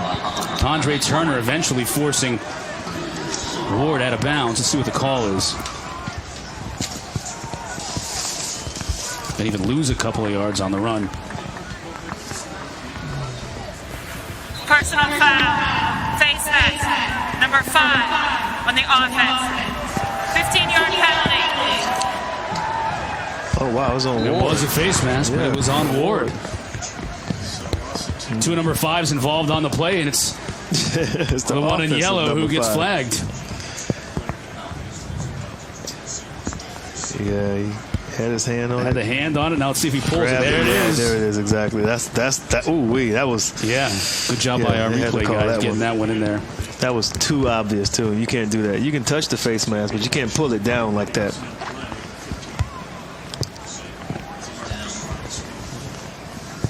We got a player down here for Western Michigan.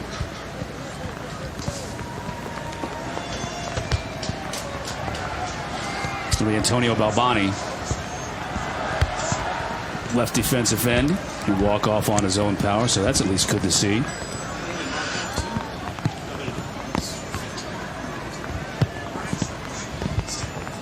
Central now with that big 15-yard march off here. Whew. After that big play by Taylor, now they're all the way back at their own 28. They're starting over, but this time it's going to be 1st and 25. The Chippewas are headed in the wrong direction to start this third quarter. Not how you draw it up. No, especially when you're all. looking for a spark offensively and you get it. Exactly, and they've been playing behind the chains so much tonight that they can't get out of their own way offensively, especially on first downs. We'll see what Joe Bonamigo and Chris Ostrowski draw up here. 1st and 25.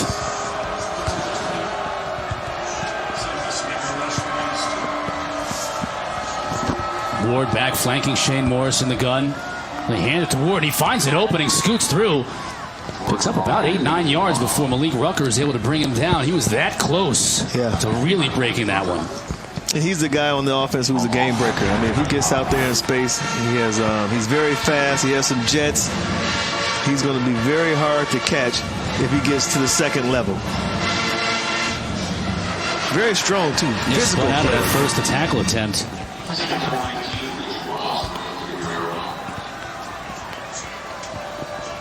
So 2nd down and about 17 yards to go for Central Michigan.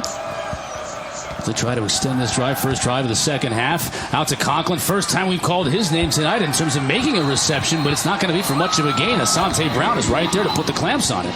You knew the offensive coordinator, Ostrowski, coming out of halftime, wanted to make a concerted effort to give Conklin the ball, give him some touches, screens, little short throws, and see if he can do something run with the ball. But he's not a guy, I mean, he's a big body receiver, big body tight end, but he's not a guy you really want to get the ball in space like he's going to make someone miss.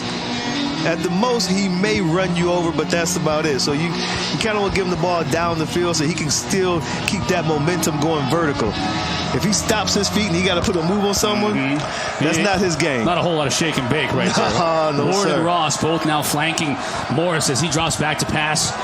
Has a man open down the left side. Makes the catch.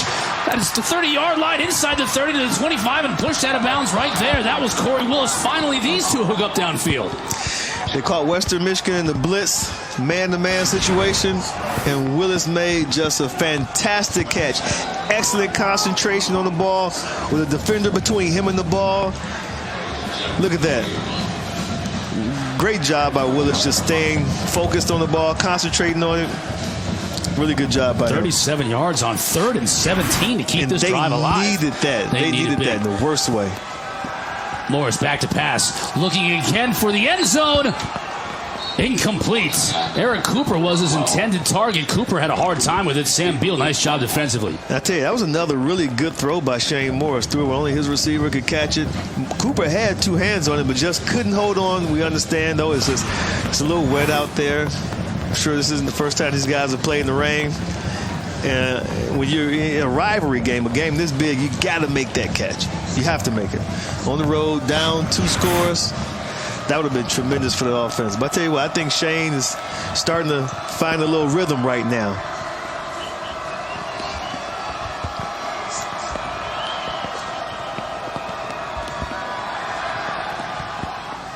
Finds Ward out of the backfield, inside the 20, inside the 15, down to the 10-yard line goes Jonathan Ward before Darius Phillips forces him out. So getting Ward involved, they'll mark it off at the 8. Yeah, Ostrowski understood that, hey, Ward is our most dynamic player. We need to get the ball in his hand. I like the way that Shane Morris threw this ball. Under these conditions, he's throwing nice, soft, catchable passes where guys can catch it and then run after the catch.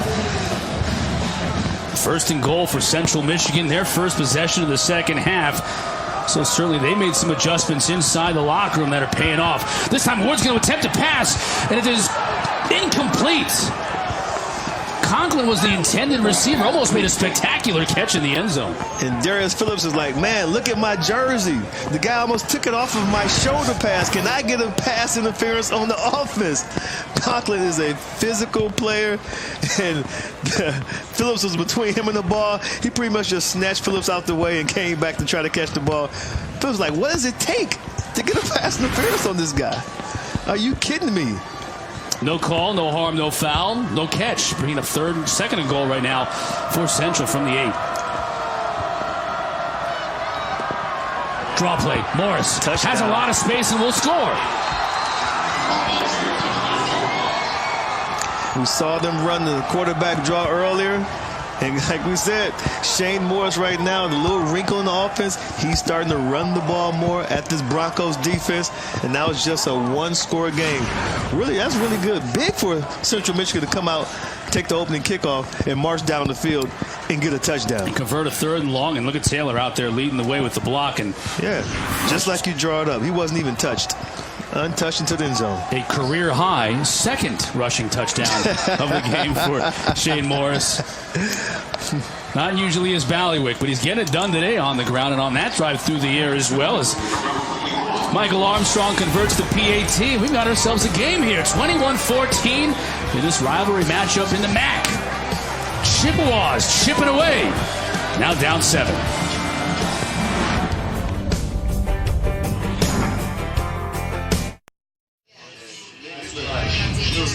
Central Michigan closing the gap here at Waldo Stadium. Now a 7-point game as we go backstage. And Western Michigan converted a players' lounge into a barber shop here adjacent to Waldo. And that's Rashawn Davey cutting your hair, Des. Look at that brave soul right there. Hey, listen, Chris, all I got to say is... You're particular? And his hair, so it will grow back. Davey's one of the players here, actually a wide receiver on the team, and he cuts his players' hair. All I have to do is text him and say, I'm in need of a little work. That gentleman right there could probably use a little bit.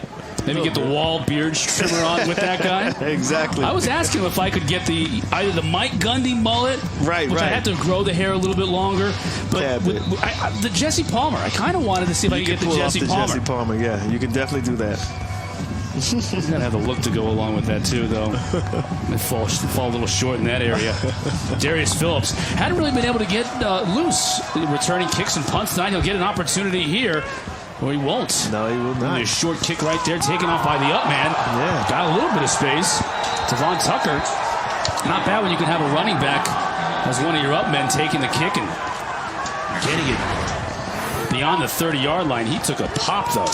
Yes, he did. You can hear the crowd over there at the far side. Nice. You know what that is? That's your starting tight end, Donnie Ernsberger, laying out Central Michigan player Alonzo McCoy. And that guy's a senior. He's on the kickoff return team. And, hey, but that's what you get in a rivalry game. I mean, you're going to go out there and try to lay out your opponent. So it means a lot to these guys. It really does. What a tremendous block by Ernsberger. You mentioned senior, Battle Creek, Michigan. They love this kid because he's not only a great receiving tight end, but a great blocking tight end, too. Best of both worlds with him. They go back to their power attack with Franklin. Franklin goes for a couple of yards. Michael Oliver on the stop. Quinn, what do you got? Well, Donnie Ernsberger last year under Kirk Ciarrocca, their offensive coordinator, and P.J. Fleck was used mainly as an H. And as you said, he would crush people when he'd come across the formation. All you'd have to do was follow number 85. He'd take you to the ball, and the bloody aftermath, he destroyed people. But he only had 9 catches. This season, he's got 22 receptions, and he's showcasing himself now to NFL scouts. I like the way Quint describes that, the bloody aftermath. Well, here he is, not going down easy after making that reception. Amari Coleman is there on the stop, but Ernsberger fighting, battling his way. Hey, Des, one thing we've seen at the end, there aren't as many tight ends in college football anymore because of the spread and the proliferation, but in the NFL level, tight ends are huge. Oh, no doubt about that. This guy, he'll get an opportunity. And we have two pretty good tight ends in this game tonight. Yeah. Ernsberger, the way he blocks, and he's a good receiver too. Both of these coaches think that both of these two will get a shot at the next level, that's for sure. I agree. Big third down here, 3rd and 7 for Western Michigan. Can Central get off the field on 3rd down and get the football back? They got a little momentum right now. Goddard looking this way, can hook up with Keyshawn Watson. So again, another pass errantly thrown by Goddard, and Western looks like they're going to have to punt it away. Yeah, we haven't seen Western in 3rd and long a lot tonight, so I was really curious to see what they would dial up on that play, and they would go to the running game, which has been so effective tonight, or would they let Goddard sit back in the pocket and try to complete a throw? You know, he struggled throwing the ball tonight. I understand the conditions are not the best, but still, this is what you do. I'm sure this isn't his first time playing in the rain either. Derek Mitchell back to punt for Western Michigan. Both of these punters have had a lot of success tonight. Mark Chapman to field it for Central. Fair catch. Bobbles the football.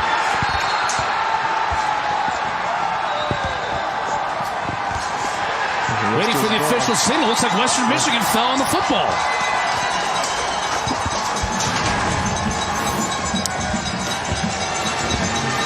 Like I said earlier,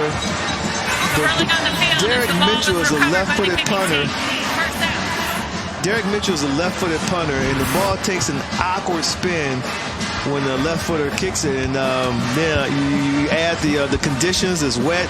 The most important thing as a returner is to secure the catch. This is a big break for Western Michigan.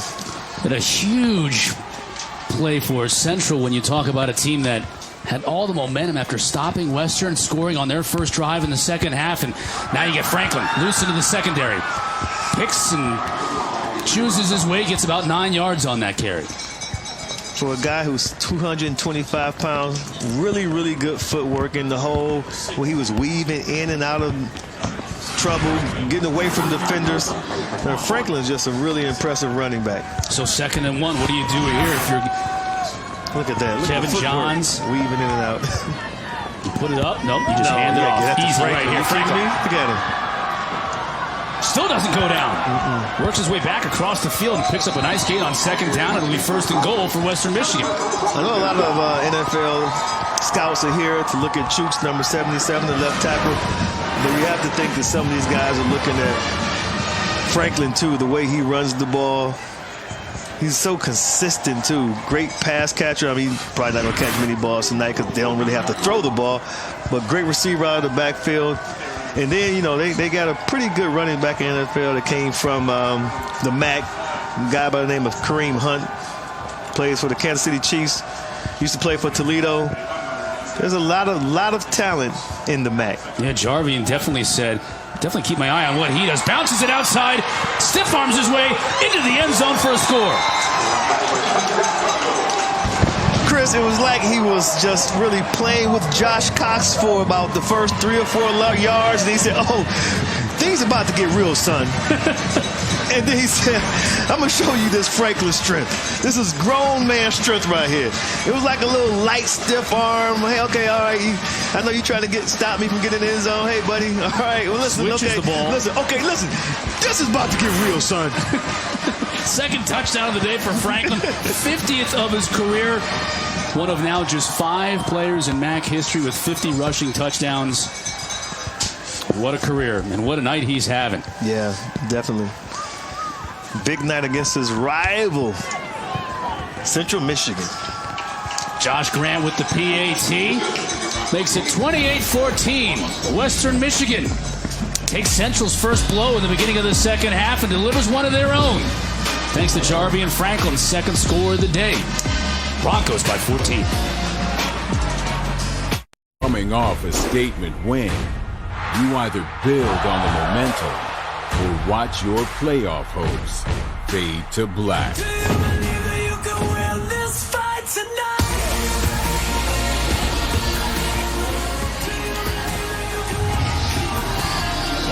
Broncos doubling up the Chippewas here in Kalamazoo, 28-14. And this game's big when you look at what's going on with the MAC. We'll get you to the standings here in a little bit. But now Central's got to answer. They answered to start the second half, Des, but that turnover led to a quick 25-yard drive by Western Michigan. Now it's Central's turn. Yeah, Buff punt was big, but, still a lot of football left to be played. And they still got to be encouraged by the way they came out of the locker room in the third quarter. Jarrett Davis fumbles this one at his own 1-yard line. Now he's got to make up time and space, and he can't do it. Dropped at the 13-yard line, 12-yard line. That's where Central Michigan will get started. That is not what they needed. Yeah, but they got to be encouraged by the way they came out the third quarter and marched the ball down the field for the touchdown. Got a little bit of a flag here. Let's check on what the flag is for. As the officials confer. Again, Amanda Sowers, our referee tonight.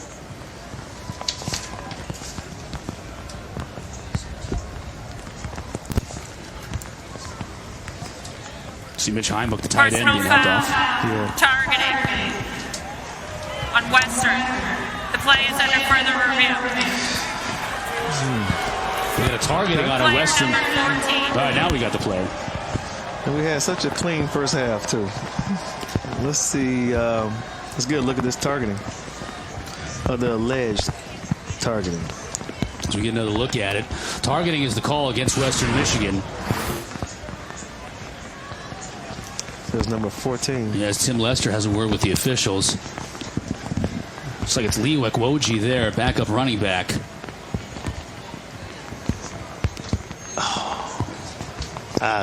Helmet to helmet, led with his helmet. Man, I don't know what to tell you. It's this. I mean, it's moving targets out there. They're moving targets. The runner put his head down also. That may be what Ekwoji is trying to plead in terms of pleading his case. He was going for the tackle. I mean, you can only move your head to a certain degree when you're going in the tackle. I mean, his head was down, but still, Head was down, led with the crown of his head. Now, to your point, the ball carrier lowered his head at the last moment right there. Right. But still, 14 was leading with the crown of his helmet. Yeah.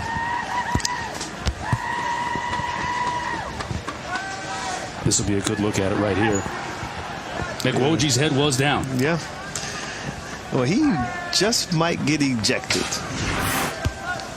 That's what the replay officials are looking at right now. Jim Thomas, our replay official here on the headset. Player number 14 from Western is disqualified. Targeting is confirmed. Yeah, I knew it. Yep. 15 I knew yards it. from the end of the road. Yeah, I still don't think that was his intent, though. I really don't think it was his intent. He was trying to make a tackle. Sometimes your head's gonna, is gonna dip, but that's the rule. So Ekwoji has been disqualified for competition, which also means he will miss the first half of next week's game. Yep, here are the targeting rules. Just take a look at intent. I don't see it. Intent is not on there. It's all about the letter of the law. Yep. So a 15-yard benefit that time after a rough return. So a big play, actually, for Central Michigan, getting them out from the shadow of their own goalpost. But they can't do anything on first down. It's going to bring up 2nd down and 9.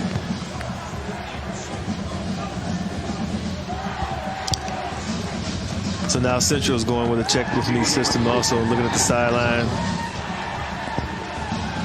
See if they want to run. Receivers switching. They look a little confused out there. Still got a lot of time on the clock, though.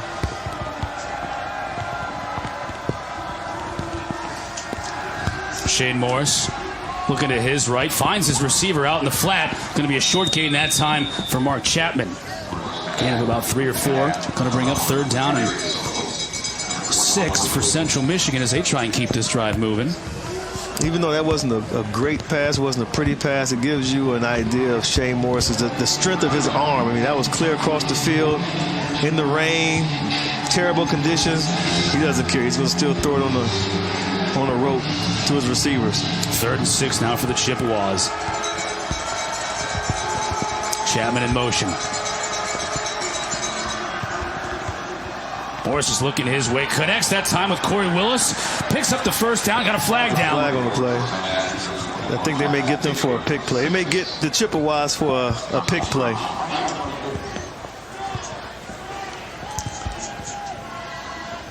They're talking about it right now. Ball on the 46-yard line if it is not, but let's get word from Amanda Sauer.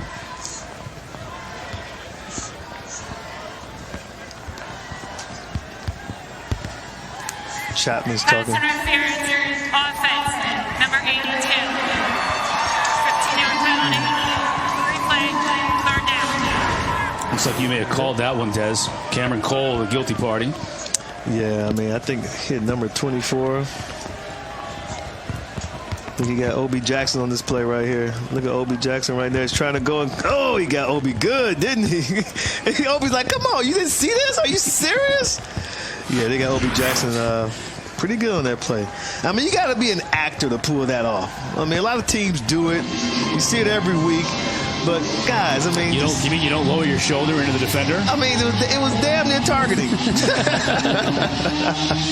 Yeah, you gotta be an actor, man. Make it seem like it's a mistake. A 1st down near midfield turns into a 3rd down from their own 16, and 3rd down in Montana.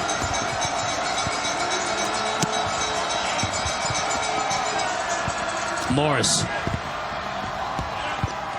Again, miscommunication with his receiver. Chapman broke in. Morris threw it out.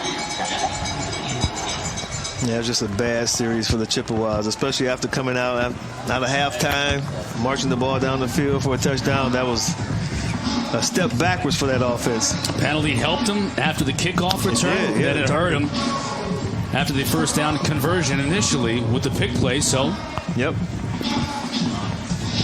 4th and 21. Central forced to punt from deep inside their own territory. 6.5 minutes left to go here in the 3rd quarter.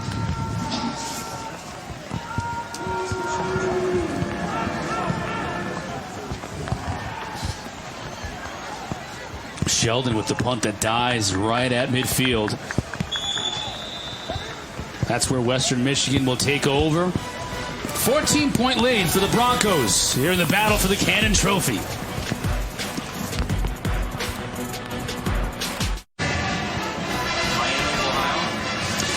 Check it, Des. Clemson's got Kelly Bryant back, but they're heading down to Tobacco Road, taking on NC State and Raleigh. That's a dangerous game for them, and NC State still controls their own destiny. They better be ready for Bradley Chubb and that crew. Yeah, in their division of the ACC. Meanwhile, speaking of the ACC, Virginia Tech and Miami, they're going to go at it. Miami's still unbeaten. Virginia Tech just 1 loss, so they're still both those teams alive and well in the chase for a playoff spot. It's going to be fun. Saturday at 8 o'clock is the nightcap there on ABC. Western Michigan taking over right at midfield. Jamari Bogan in the backfield. This running game has had so much success, and Bogan putting his head down and putting it right into the teeth of that Central Michigan defense before Mike Dana can make the stop. Tell you what, Mike Dana's in place for Joe Ausman tonight, playing a really, really solid game. And they're really high on Dana. They say he's coming to his own right now, playing well, like he gets it, like a light just clicked and he's starting to get it. So, and he's and I tell you what, Western Michigan, they're coming at him too. 2nd down and 9 for the Broncos. Arnsberger in motion. The handoff again to Bogan, puts his head down, gains another yard. Tough yardage right now for the Western Michigan Broncos. Yeah, not like it was in the first half, but they keep running this inside zone play, and you can see the running backs, they want to bend it back, but I think Dana's playing a really good game at this point. He's really coming to his own. First half, obviously, Western Michigan just ran the ball at will on the Chippewas, but I think Colby, the defensive coordinator, talked to them at halftime, made some adjustments. And it seems like they're responding so far. Coming down to 5 minutes left to go here in the third quarter. Big third down for Western Michigan. Can Central get off the field again? This time keeping it is Goddard, and not going to get there. Going to fall short. Mike Dana again with the stop to bring up a 4th and 3. And they motioned to the short side of the field, and Goddard ran that way. It was like a power play, but it was just too many bodies over there. And he's not a guy who's going to make you miss. He's just, you know, if it's a bunch of defenders over there, he's going to put his head down, try to get what he can get, and that's about the extent of it. So he fell well short of the first down on that run. Good look at Tim Lester. An opportunity now for Lester and his Broncos to play a little field position, bringing out Derek Mitchell to punt the football, hoping to pin Central Michigan deep.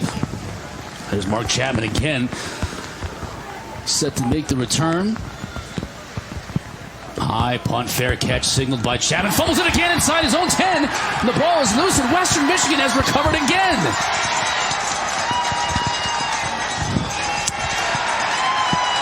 Wow, and he signaled for a fair catch. So at that point, as a returner, it allows you to relax because now you don't have to worry about anyone coming down to hit you. You can just give the ball your full and total concentration, and he still muffed it. The ball is soaking wet, as are the conditions are awful out there. What's it like returning a punt when it's that bad? Well, I tell you what, I've been in these conditions before, especially when I was in Green Bay. And, you know, it gets so cold up there. And then we had a game we played in the rain. And like I say, the most important thing, like you just have to keep reminding yourself as a returner, secure the catch. Secure the catch. Don't worry about anything else, especially if you signal for a fair catch. Goddard now with the handoff to Franklin. Spinning his way inside the 5. Quinn Kesnick is down on the field having to deal with these conditions himself. What's going on down there, Quinn? Well, the rain, it's coming down harder right now than it has all night. You see when this football's left out, uncovered, it gets soaked. It gets soaked quickly. Yeah, the center judge is doing a nice job tonight keeping a towel over the ball. But as you said, these specialists are really struggling. And the ball boys and these fans right now, we're getting pummeled by rain, fellas. You're nice and warm and dry up there. It's bad right now. And it's showing up in the passing game. Yeah, Quinn, it's really toasty up here. Showing up here. Bingo, another play. Ball still loose.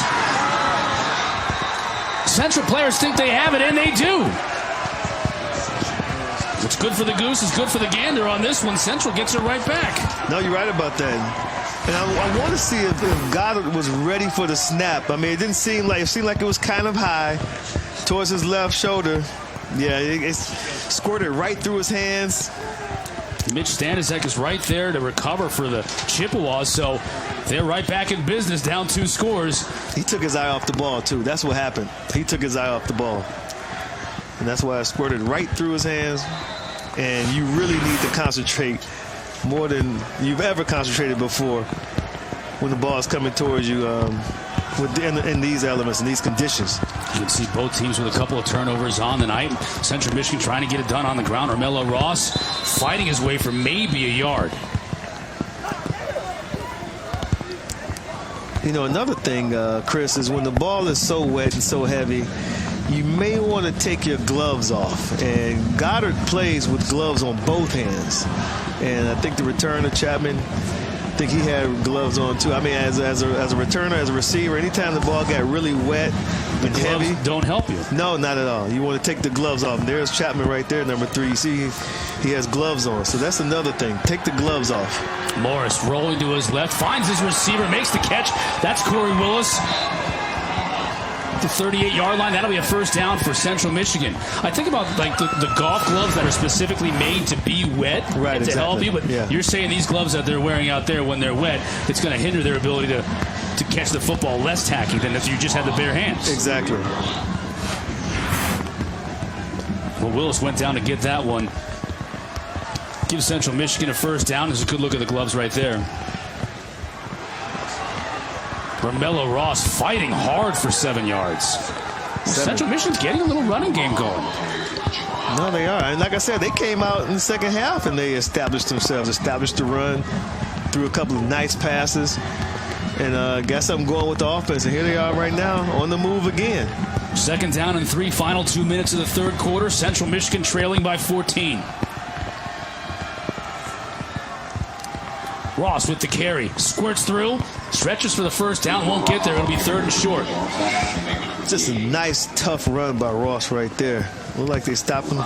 He did come out the other side. Really determined, hard, determined run by Ross.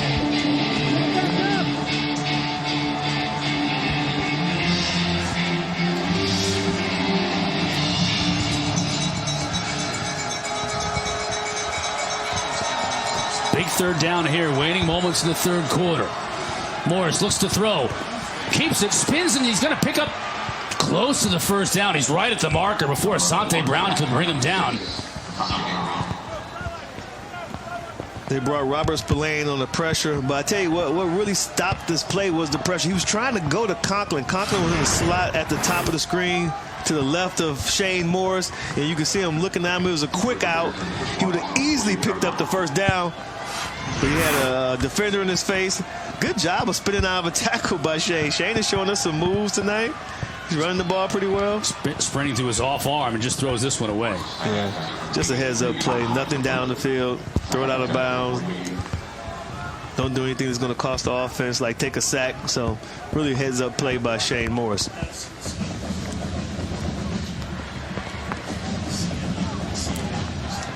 They still want to try to get the ball in the 83 Conklin's hands. They're just really struggling. I think he's actually struggling trying to get away from man-to-man. You got the Broncos playing a cover 4 defense in the secondary, and Conklin, as big as he is, as talented as he is, he cannot create enough separation from the defensive backs to get passes. 2nd down carry that time by Romello Ross. He'll bring up a 3rd down and long from midfield. Ross frustrated with himself. He's had a much better 2nd half, though, as has this entire Chippewa offense. They moved out and scored their 1st possession of the 2nd half. A couple of turnovers have been their undoing, but now moving once again.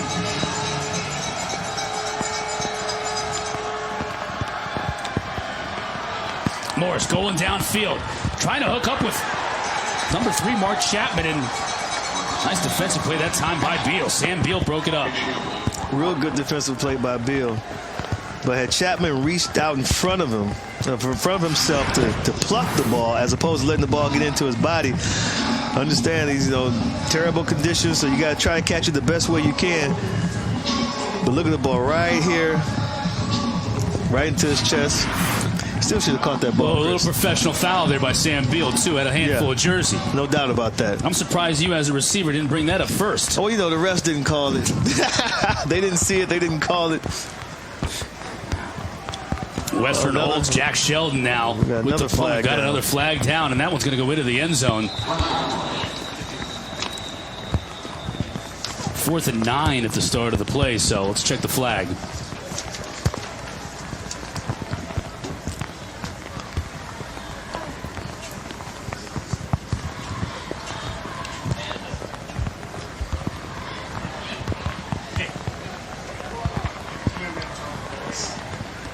Amanda Sauer, our referee on the night, checking with the officials who are having a word with Tim Lester. Illegal formation, more than 4 in the backfield. 5 yards will be added to the end of the kick.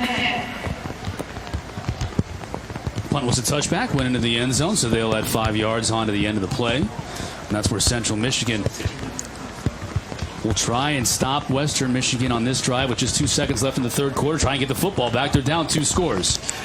If I'm Central Michigan, I'm putting 8 in the box. I'm daring you to throw the ball at this point. I mean, Goddard has struggled tonight throwing the ball, and he already threw 1 pick. So if I'm Greg Colby, the defensive coordinator, I'm playing cover 4 in the back end. I'm bringing pressure. I'm bringing blitzes. And just see where the chips may fall at this point.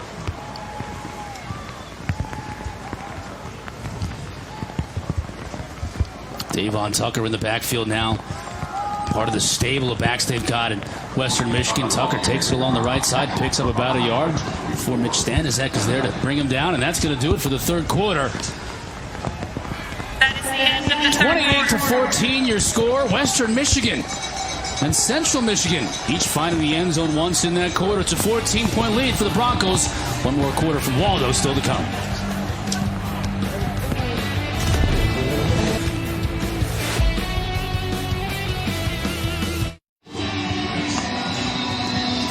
Chris Cotter, Desmond Howard, Quint Kesnick in his element. There it is right there, the rain in Kalamazoo, Michigan. Home team, Western Michigan, leading Central Michigan 28-14 in this great rivalry in the MAC Conference. Doing midweek action for you. Davon Tucker injured in that last play to end the third quarter, rolled his ankle a little bit. He's being looked on right now over by the Bronco medical staff. And Jarvian Franklin back in. As Goddard rolls to pass, keeps it. And he's going to run out of bounds after a gain of about 4 yards on second down. Mike Dana giving him the pressure, and Dana's had an outstanding game filling in for Joe Ostman, the nation's leader in sacks with 10 coming in, who couldn't go today because of injury. And Dana's all over the field tonight. Really, because if he's not getting the sack, he's making sure he's in Goddard's face so he can't get the ball off in these passing plays. He's really becoming a force tonight, coming to his own. Big play here for the Central Michigan defense. Try and get Western Michigan off the field, get the ball back into the hands of their offense, and see if they can do something here in the fourth quarter, down 14. Eskridge in motion. Goddard fakes the handoff, keeps it himself. Couldn't quite get past the defense that time as Mike Dana makes another play short of the first down. Yep. It'll be fourth and about 1. Like I said, the thing about Goddard is, he's not a guy who's going to really make you miss out there in space. If he's not strong enough to put his head down and run through you to get the first down, it's just not going to happen. Central Michigan does a nice job of getting off the field defensively. Derek Mitchell will punt. Amari Coleman back to receive this kick. Look at Lester's like, okay, you had a little bit to go. Another outstanding punt by Mitchell. Coleman opts to let it drop, and it's down right there at the 26-yard line, and that's where Central Michigan will take over. 13:43 left to go in the fourth quarter. This rivalry game, both these teams, it's the 88th meeting between the two, and they're only 134 miles apart, these two schools, so they are neighbors, and they do not like each other. Like you said, it's just a 2-score game right now. There's a lot of fight in Shane Morris and the Central Michigan Chippewas. Offense have really been productive this second half. They only scored 1 touchdown, but man, they were moving the ball. They couldn't get out of their own way a couple of times, though. Morris keeps it on the carry there and takes it for about gain of about a yard, maybe. Caleb Bailey with the stop, his middle linebacker spot.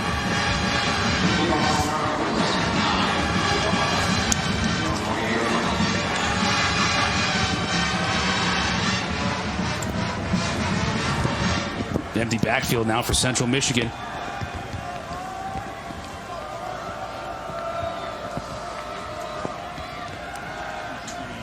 Morris looking downfield. Connects with his receiver. Another pass catch by Corey Willis. Willis is having a pretty big second half. He really is. He's running good routes, catching the ball. Coming up with some big catches when they need it the most. Well, I'm looking at the personnel on the field, though, and I still don't see Jonathan Ward, number 5, who I still think is their most dynamic player. Going with Romello Ross here in the second half for quite a bit. Morris again tried to hit Willis in the slot, couldn't do it. Willis with 3 catches for 67 yards here in the second half. Quint, what are you seeing down on the field? Well, Shane Morris sometimes continues to struggle on some rudimentary throws. You guys mentioned earlier Michigan. He actually got his degree from Michigan and transferred after graduating. 22 years old. He made 2 starts for the Wolverines. Eventually lost his spot to Jake Rudock and then Wilson Spade. But he said it was the best 4 years of his life. He and John Bonamigo, the coach, talked about him transferring, and as long as he fit into the culture, the coach was willing to have him be a part of the program. Transfers, it can be tricky, Chris, because they can come in and steal jobs, and sometimes that doesn't go over well. Looking to find Willis again. Can't connect that time. Sam Beal on the coverage. Outstanding coverage that time by Beal. Maybe should have picked it. Yeah, well, that's why Beal is a defensive back, because he probably just can't really catch the ball that Not well. going to give no credence to the fact that it's raining cats and dogs for the last 4 hours. No, we run out of those excuses now. I mean, that one right there, you got to catch. No, but really good coverage by Beal. He's been, they can man him up on any of these receivers. They've been doing it all night long. He's a great cover corner. Obviously, we talk a lot about Darius Phillips, but Beal on the other side is just as capable when it comes to covering wideouts one-on-one. 3rd and 10 for the Chippewas. Pressure coming. Pass gets away. No flag on the play. Drops incomplete. Andre Turner applying the pressure. There's a cross blitz by the linebackers to put some pressure on Shane Morris. Watching the linebackers. A cross blitz right there. Had to get the ball out of his hands quick. Probably a little faster than he wanted to. And that's why it resulted in an incompletion. Morris and the Chippewas can't move the football. They'll punt it right back to Western Michigan.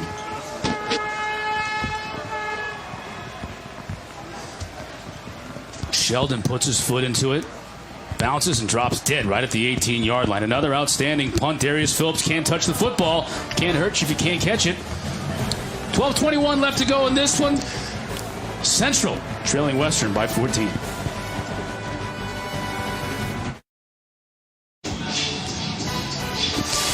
Buckeyes, after their big comeback win against Penn State last week, slot in at number 6 in the first college football playoff ranking.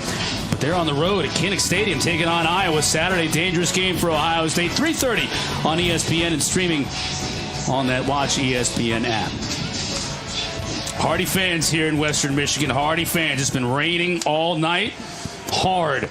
Central Michigan fans making that 2-hour trip as well here on hand, hoping to catch a great finish to this one. We may have one on tap. Central Michigan's got to get this defense off the field, though, and get their offense back, trailing by 2 scores, Des. Yeah, they do. I mean, they've shown some life this second half, the third quarter. They were really had some big plays, some good drives. They scored on one drive, and they kind of stumped their toe a couple of times. But I think that Shane Morris was starting to get into a rhythm. And they haven't been gashed defensively like they were in the first half in terms of the running game. The defense has played outstanding so far in the second half. I mean, they really made some fantastic adjustments in the second half, and it shows. 2nd and 9 for Reese Goddard, the true freshman making his first start today for Western Michigan. Handing off to Bogan. Can he get to the corner? No, he can't get to the edge. That was a great job by Malik Fountain. He shot the gap. We got a player down. We got a Chippewa down.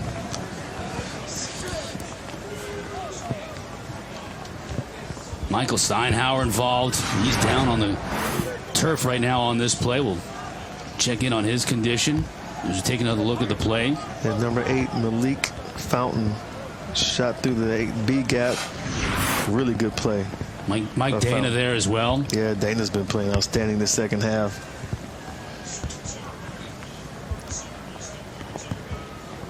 Steinhauer favoring that left leg, the senior from Chelsea, Michigan.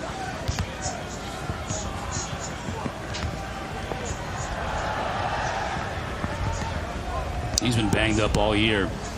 Back in the lineup here today. That's a tough break.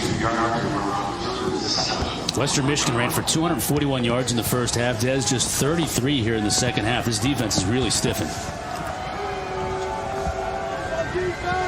Yes, they have. They got to get off the field. Yeah, 3rd and 7. This is a huge 3rd down. They have to get off the field here. Can get good field position coming out of this as well if they can stop Western Michigan. And Jarvie and Franklin, Reese Goddard. Franklin had a huge first half. Goddard back to pass. Steps up in the pocket. He's going to run. He's got a whole lot of space, too.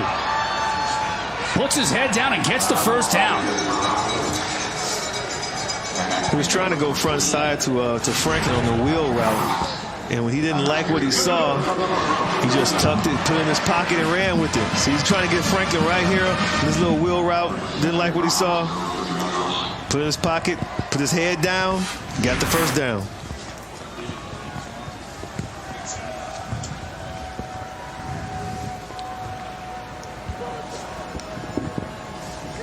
Now, because of the rain, it seems like Western Michigan is content now with going with their 12 personnel. And they are being very deliberate, aren't they? Oh, yeah. Taking their time. Franklin. He's got blockers in front of him. Rumbles his way for another first down. Ball on the carpet. See what the officials have to say. Big scrum. And Central Michigan has the football.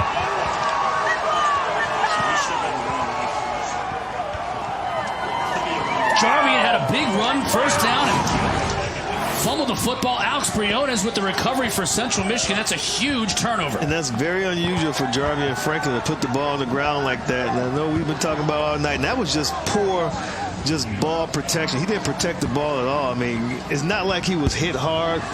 The defender barely grazed him. He just didn't touch the ball. Yeah. Darwin Kelly. That wet football rears its ugly head again. So now Central Michigan down 14 points. 10:08 left to go in this contest. Gets the break maybe they need with the ball now on Western Michigan's side of the football field. Now you got to squeeze that ball tight when you're running with it in these conditions. And Franklin knows that. Fake to Ward. Morris is going to go with the pass. Broken up that time nicely by Darius Phillips. They've been trying so hard to get the ball to their tight end, Tyler Conklin. But you don't want to test that man right there, Darius Phillips. That was almost 6 going the opposite direction. And that man's done that before. Yes, sir. Look at that. I mean, I think Conklin has played more defensive back tonight than he's played tight end. 2nd and 10 for the Chippewas.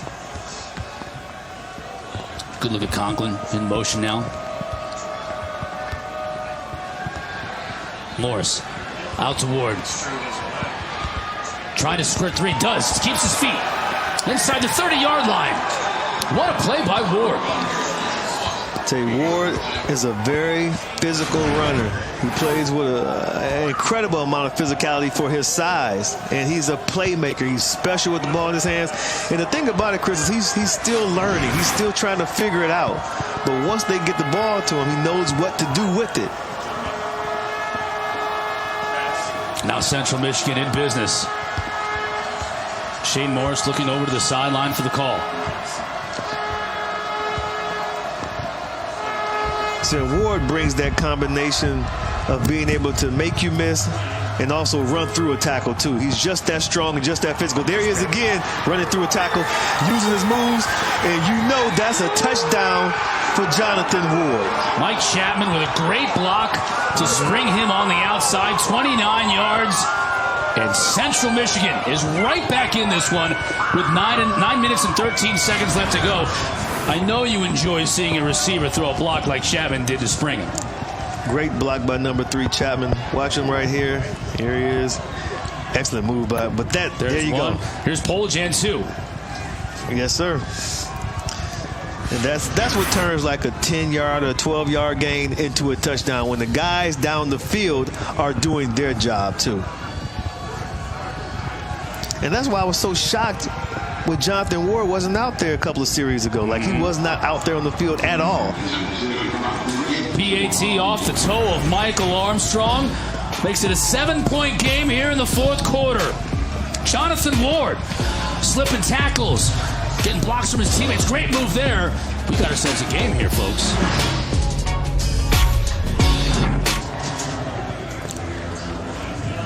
Central Michigan has closed the gap once again, now to 7 points in this rivalry game. And Jonathan Ward with a fantastic individual effort and got us some help from his teammates too on that last touchdown. He accounted for all 43 yards on this drive and capped it off with this play. No, it starts with Jonathan Ward breaking the tackle. You see it right here at the line of scrimmage room. He makes him miss, makes Ashante Brown miss, and then it's just all open field running. Excellent with the ball in his hands. He got a couple of blocks down the field. Always helps when the receivers, they do their job out there too, out there on the perimeter. But man, he's just a special talent. The coaches, they just get excited when they talk about Jonathan Ward. Squib kick here into the hands of Phillips. Can he make a play? Takes it out to the 35-yard line. That's where Western Michigan will take over. Both quarterbacks struggling today, as you might expect. I mean, the weather certainly isn't helping. Right. Goddard, 5 of 12 for 31 yards and the one pick he had in the first half. Yeah. This freshman quarterback making his first career start. And he's had some bad misses, too. I think earlier on it was like the adrenaline. He needed to calm down, settle down a little bit, threw some high heaters early. But seems like he's starting to settle down. I expect him to run the ball more. They dominated the ball on the ground in the first half, but Central Michigan has really bowed up defensively here in the second. How can they get the ball back into the hands of their offense with 9:06 left to go in the game? I tell you what, it seems like Central Michigan right now, they're starting to set the edge. You know, those ends at first, they were able to get hooked, and then Western's backs were able to get around the corner, but now they're starting to set the edge, especially 57, yeah, man. Mike Dana, he's had we've been talking about him all night long. Remarkable game, making the tackle again on Franklin. Dana only starting in this game because Joe Ostman, their all-world defensive end who came into this game leading the nation in sacks with 10, is out with an injury. And I think that Dana might be better against the run than Ostman. Here goes Franklin again, trying to find some room. He can't find any. Maybe he picks up 2.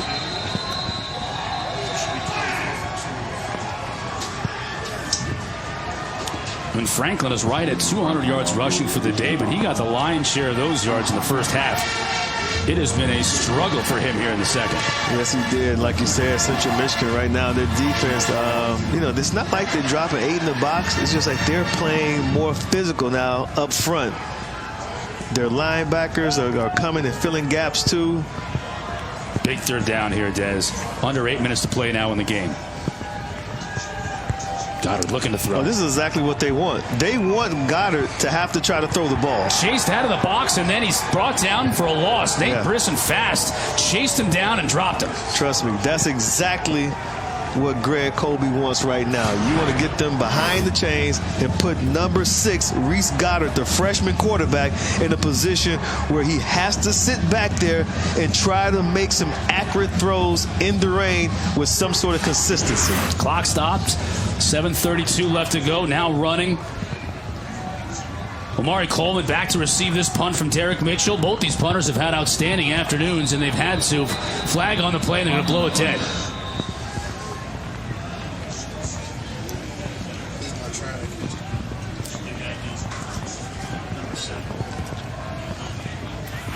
Offsides, defense, number 47. 5-yard penalty, remains 4th down. 5-yard penalty against Central, so it'll move it closer to midfield, but this will still be a 4th down. Corbett on the offsides. And this is where the drama is, has you holding your breath, especially if Derek Mitchell is able to get this ball up in the air and forces Omari Coleman to catch it. Partially blocked. Punt is blocked. And it's going to be picked up at the 45-yard line. Dangerous play that time by the Chippewas.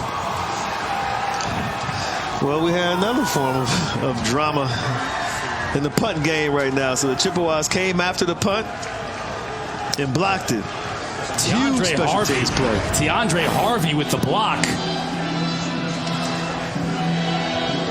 It was picked up that time by Ja'Cory Sullivan. Take another look. That's left mid.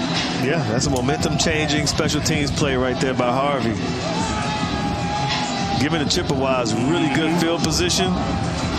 7:02 left in this one. Chippewas have the ball at the Western Michigan 44-yard line. Morris handing the ball off again to Ward.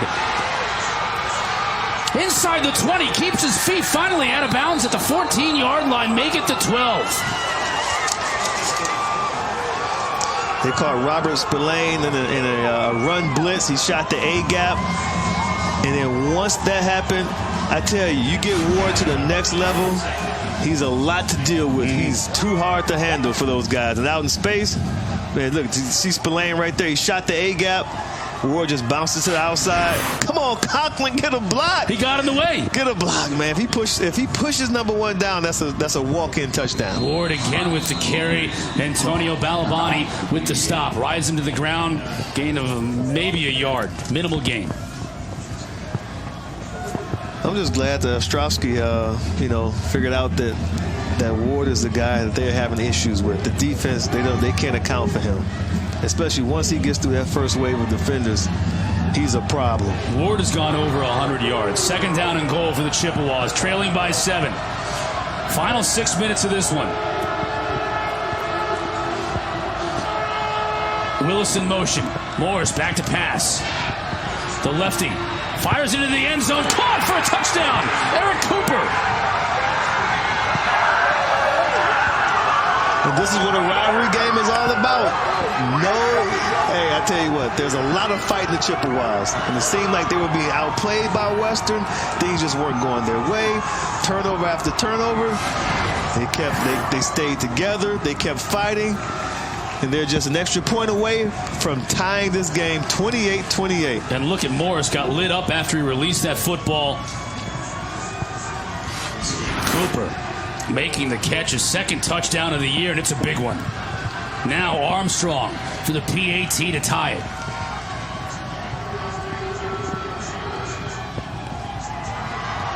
The senior knocks it through. And we are all tied up at 28 apiece here at Waldo Stadium. We are set for one heck of a finish, folks. Don't go anywhere. It's MACtion on a Wednesday night. ESPN, home of the New Year's Six and the college football playoff. Boy, these two head coaches know a lot about this rivalry. Both of them played in it. Now they're coaching in it. John Bonamigo on the left for Central Michigan. Tim Lester on the right for Western Michigan. And Central has shown all kinds of fight. Down 14 points here in the second half. They battled back to tie the game 28 apiece. Final 5:50 to go in this one. And both coaches, as we look at them on the sideline here, Des, very upbeat, just trying to get their kids into it. And Tim Lester trying to keep his kids focused. Yeah, he needs to get his guys going because, they came out pretty lifeless in the second half. And, wow, and Central Michigan just recovered the kickoff. It bounced off of a Bronco, and Central Michigan just recovered the kickoff. You're talking about a tale of two halves. This has been all Western in the first half, and pretty much outside of those turnovers, all Central Michigan in the second half. Look at that play right there. A.J. Thomas falls on the football for Central Michigan. Everything is going right for Central Michigan right now. Trying the squib kick, trying to keep it away from Darius Phillips, and it hits player for Western Michigan and recovered. You gotta stay alert in the front line. You gotta stay alert. So here come the Chippewas. And Jonathan Ward with the carry, minimal gain. They're right at midfield, though, with the rain coming down here. What a crazy night we've had at Waldo. But an exciting game. Wow. This is what rivalries are all about. It looked like the Chippewas didn't have a hope or a prayer. They were being outplayed. Turnover after turnover in the second half. Tell you what, this group, they played very inspired and very determined football in the second half, though. They would not quit. Shane Morris, the handoff, and Jonathan Ward, is getting his in chunks now in the fourth quarter. I think Jonathan Ward is really starting to surprise these guys with his versatility, the way he's so physical coming through that first line of defenders, and he gets out there on the edge, and he can make you miss. Central Not right there, though. They're on third down, and Western Michigan stands up defensively. Yeah, Western Michigan dialed up the run blitz. Caleb Bailey on his middle linebacker spot. Exactly. Stuffs him. Stephen Clark also involved on the tackle. Take another look. No, really good call by Tim Dowse right there to dial up the run blitz. 4.5 in this game and counting. Central Michigan facing a 4th and 2 from the Western 43, and John Bonamigo is going to go for it.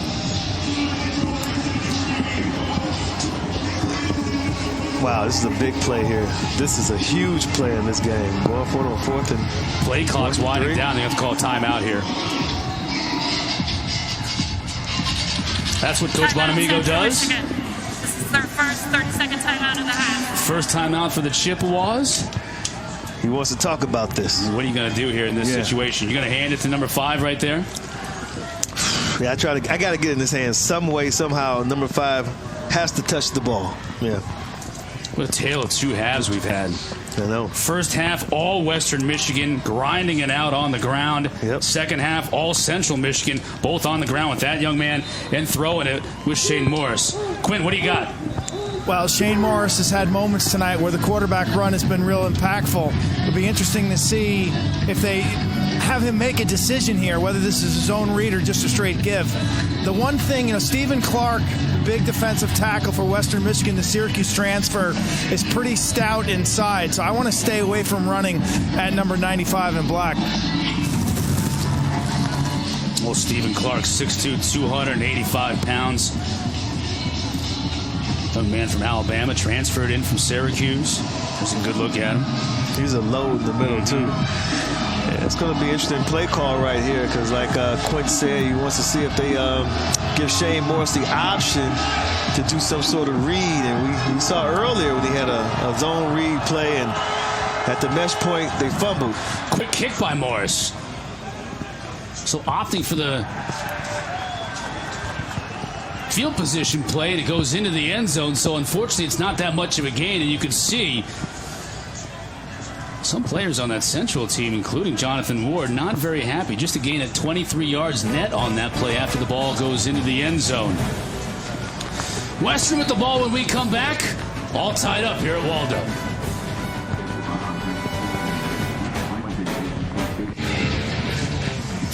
At this point, Coach, isn't it a done deal here? I mean, aren't you already completely waterlogged? I know, right? You got the scout team guys holding the towel. 28-28, Central Michigan, Western Michigan, all tied up. Set for a great finish. And we have a great finish on tap because Central's been able to move the football, Des, in the second half, and Western has not. No, it really haven't. I'm trying to figure out, outside of the fact that that Central's just playing more stout up front, they're holding the edge, they're setting the edge.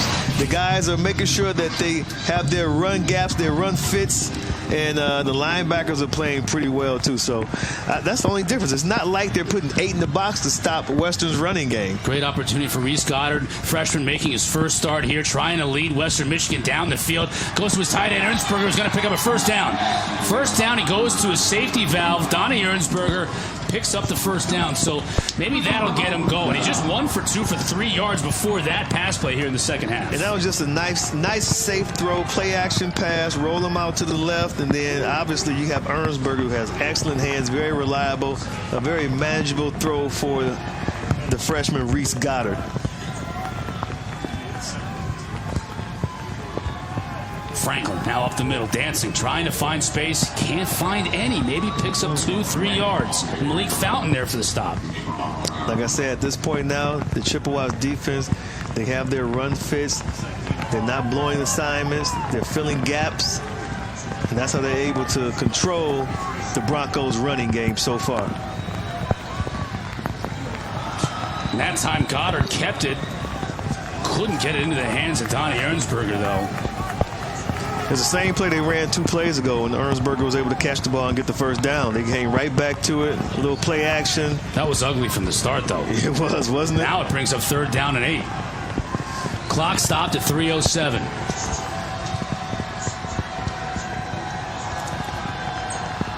Can Goddard and company move the chains and keep this drive going? Rolling. Going downfield for Estridge. Estridge falls down, no call. Amari Coleman on the defense. I think that's a good no call. That's I really do. Estridge looking for the flag. Yeah, I watched him the whole way, like incidental contact. The feet just got tangled up together, and he fell down. Because as Goddard came rolling to the right, Estridge was the only one over here. As I was watching him, he just kind of got tangled up with the defensive back. Good no call. Really good no call. Lester there, another look at the play. See, the defensive back is looking back at the ball also. And you just kind of get incidental contact. Good no call by the officials. Derek Mitchell on to punt. Had one blocked earlier, gets this one off. Takes a Bronco bounce, going to be inside the 25. Dedden's right there at the 23. That's where Central Michigan will take over. 2 minutes and 47 seconds left in regulation in this one. What a great game we've had. Western Michigan controlling the first half. Central Michigan coming out. Gamers on the road to tie it at 28. That's what Maction's all about. Does Shane Morris have any magic left? Tonight on SportsCenter, 1 a.m. Eastern, 9 o'clock Pacific. Following the Mavs and Clippers on ESPN, Mark Teixeira, David Ross, kind of a full breakdown of World Series Game 7. What's really behind the Cavs' slow start, and are the Clippers better off without Chris Paul? Stan and Neal, SportsCenter, 1 a.m. on ESPN on the Watch ESPN app. Got a lot of football left to be played here, though. Jonathan Ward back flanking Morris. Morris back to pass. Going deep this time. Has a man. It's caught. Corey Willis. 15, 10, 5. Touchdown, Chippewas. Corey Willis has had a huge second half. Caught him in cover 4.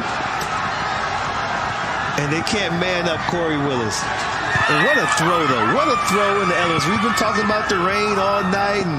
But how about that throw and catch from Shane Morris to Corey Willis? And we're just talking about just a straight vertical route, right down the middle. And Willis has been catching the ball like that the whole second half. On a night when Corey Willis, the senior, who missed 3 games earlier this year with an injury, wearing number 21, honoring his former teammate and friend Derek Nash, who lost his battle with cancer 3 years ago, and Willis with a 77-yard strike. Yeah, and what happened, Chris, they caught him in the cover 4. You have Malik Rucker, who's a backup safety, who's starting tonight because Jenright is out with an injury, the starting safety. So then you get Corey Willis on a backup safety in the middle of the field. You take that every day, all day, and twice on Sundays.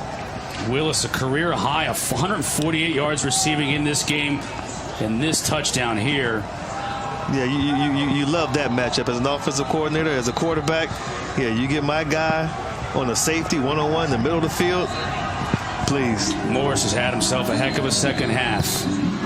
Look at Shane Morris. I tell you what, you got to give that group, and the game's not over, obviously. It's still 2 minutes and 37 seconds left, but they really just fought back in the second half. Not only to make it a game, but to come back to take the lead by a touchdown. But this is what rivalry games are all about. There is still 2 minutes and 37 seconds left on the clock. First lead of the game for Central Michigan, but there's time.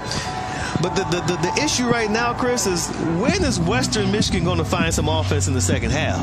That's the whole point at this point, because I haven't seen them do anything that compared to what they did in the first half, especially with Javarian Franklin. Caden Keon kicking off. How about this young man right here, Darius Phillips? Can he make a huge play for Western Michigan? Bottled up at the 20, and that's where he'll go down. Right now, Central Michigan, they got all the momentum on their side right now. Those guys are amped up. You know, the singers are like, listen, we're not going over against Western Michigan. They're excited. Tim Lester and that group over there on that sideline, they're going to have to get some life out of the Broncos because they've been pretty flat the whole second half. 70 total yards in the second half. Yeah, look at them.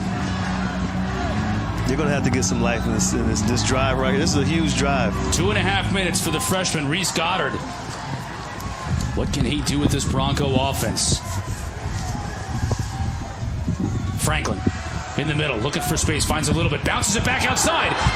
30, 35. Stiff arms his way out to the 43-yard line. So a good start for Western Michigan, and we've got a flag. Just really good footwork by Jarvis Franklin, weaving in and out of the hole, getting away from defenders. Man, I tell you what, he has been the workhorse tonight for Western Michigan University. Personal fast, face mask, defense, number 57. 15 yards will be added to the end of the run. First down. Mike Dana did what he had to do to bring him down. Face mask. But that is going to add 15 yards on what already was a big run. 22 yards for Jarvian Franklin. And hey, that's what you want to do. If you're the offensive coordinator, KJ, give the ball to your workhorse, Jarvian Franklin.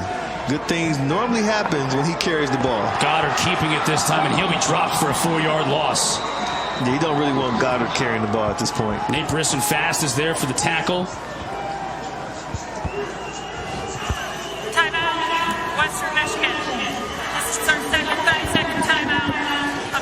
Tim Lester calling a timeout to talk things over. Second down and long now. 2 minutes and 8 seconds left to go. What do you draw up here? I mean, your passing game has been non-existent, not just in the second half, Des, for the entire game. I think you run power. I think that's their best play right now. Get a couple of linemen out in front of Javarian Franklin. And Correction. This is Western Michigan's first time out.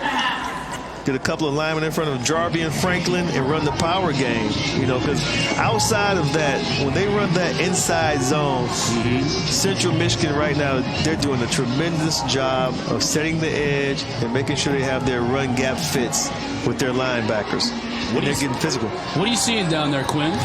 Well, Reese Goddard, the coaching staff told us about his swagger, about his gunslinging.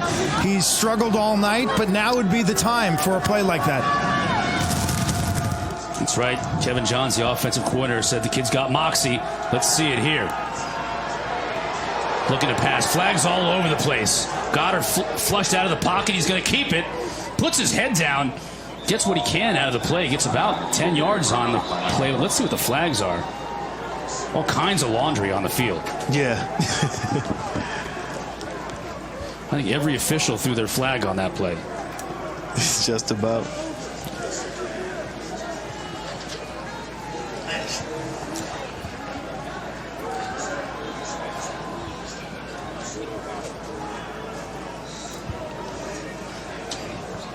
Yeah, I hear what Quinn's saying about him being a gunslinger, but Personal foul. Hands to the face. Defense. Holding. Number 61. Offense. Those penalties offset. Second down. So that's why there was so much laundry. There were so many infractions. There's a lot going on in that play. Penalties offset. They'll replay the down. Now under 2 minutes left to go. Second down and 14 for Western Michigan. Trailing by a touchdown. First time all game they've trailed. Let's see how they respond at home. Reese Goddard, this true freshman, making his first start for the Broncos.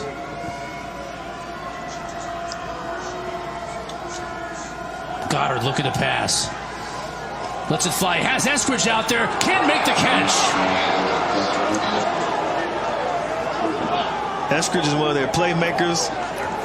He has to make that catch. He has to make that play under these circumstances.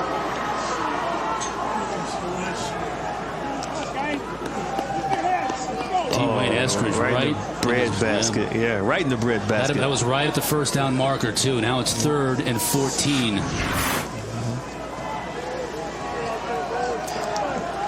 They have a pretty young receiving core. They do. Eskridge is the one player that Kevin Johns says the guy who can take the top off of defense, but he's got to make that play. Either way, you got to shake it off now. 3rd and 14. Exactly. Goddard's got to go back to work. Gets protection. Goes right back at Eskridge into double coverage. Nice defensive play that time coming over. He had 2 men on him, too. Yeah, Lonzo McCoy with a nice play up from that safety spot. Exactly. Mari Coleman was there, too.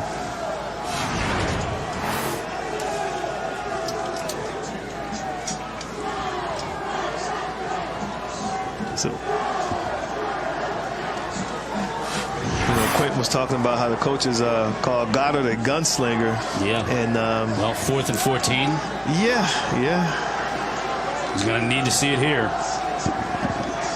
It's a little different when the bullet's alive. Yeah, this is going to be it right now for Western Michigan if they can't convert here.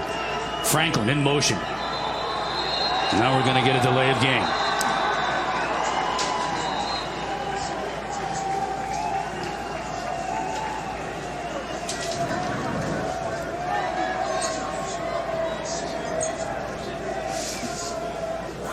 False start. Number 77. Offense. 5-yard penalty. Remains 4th down.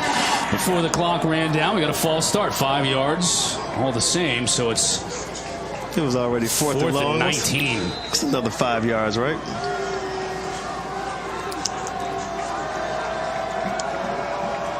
Run the same play. Motion Franklin out of the backfield. Empty set. Throws it up. Has his man, and it's dropped. Keyshawn Watson had it, and he had enough real estate for the first down, and he couldn't hold on. And these young receivers aren't making plays tonight for their young quarterback, Reese Goddard. 2 huge drops. when they really couldn't afford to drop the ball.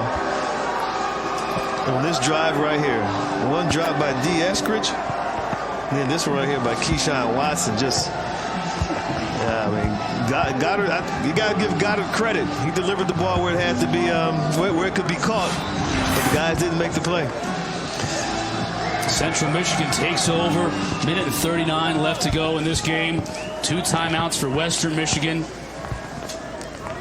Here's a good look at the freshman, Reese Goddard.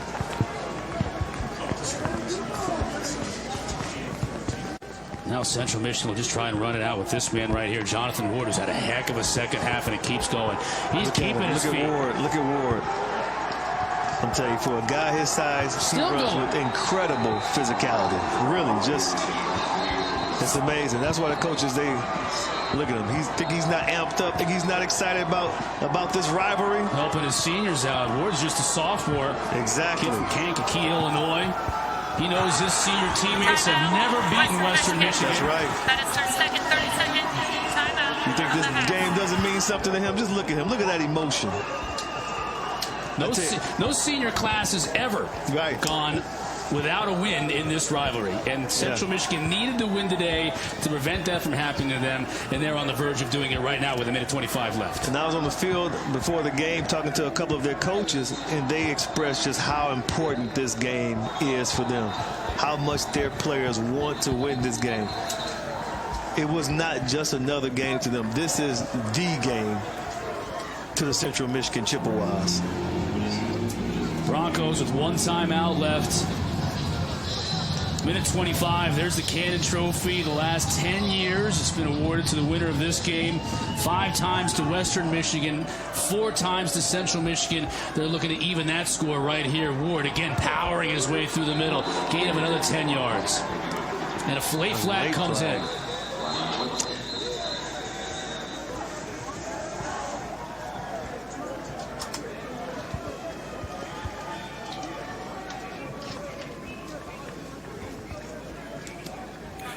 Unsportsmanlike conduct, number 10 on the defense. Spillane, huh? 15 yards added to the end of the run.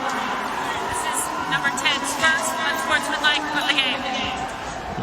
Second team All-MAC linebacker, had the clinching interception in the MAC championship game last year. Obviously frustrated going out in this great rivalry with a loss. Timeout, Western Michigan. This is their last and final timeout of the half.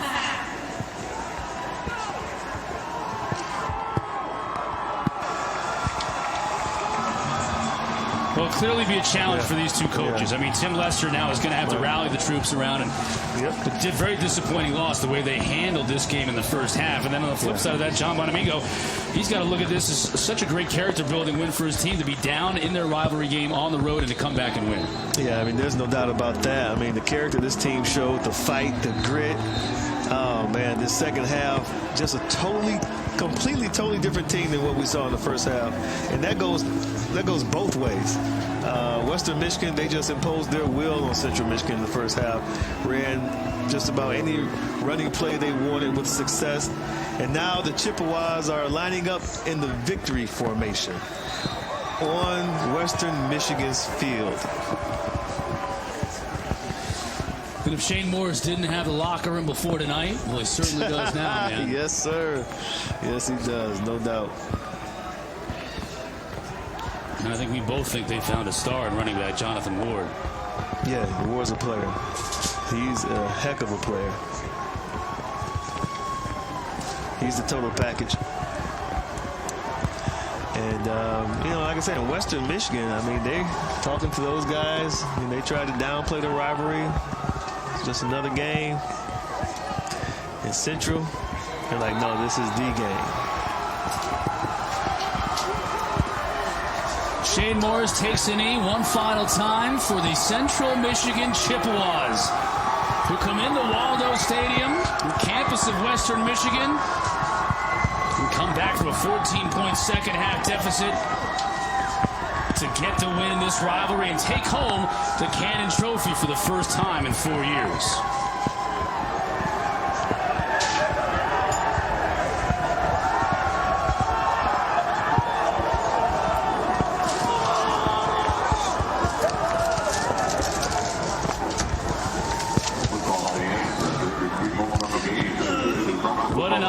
Chippewas.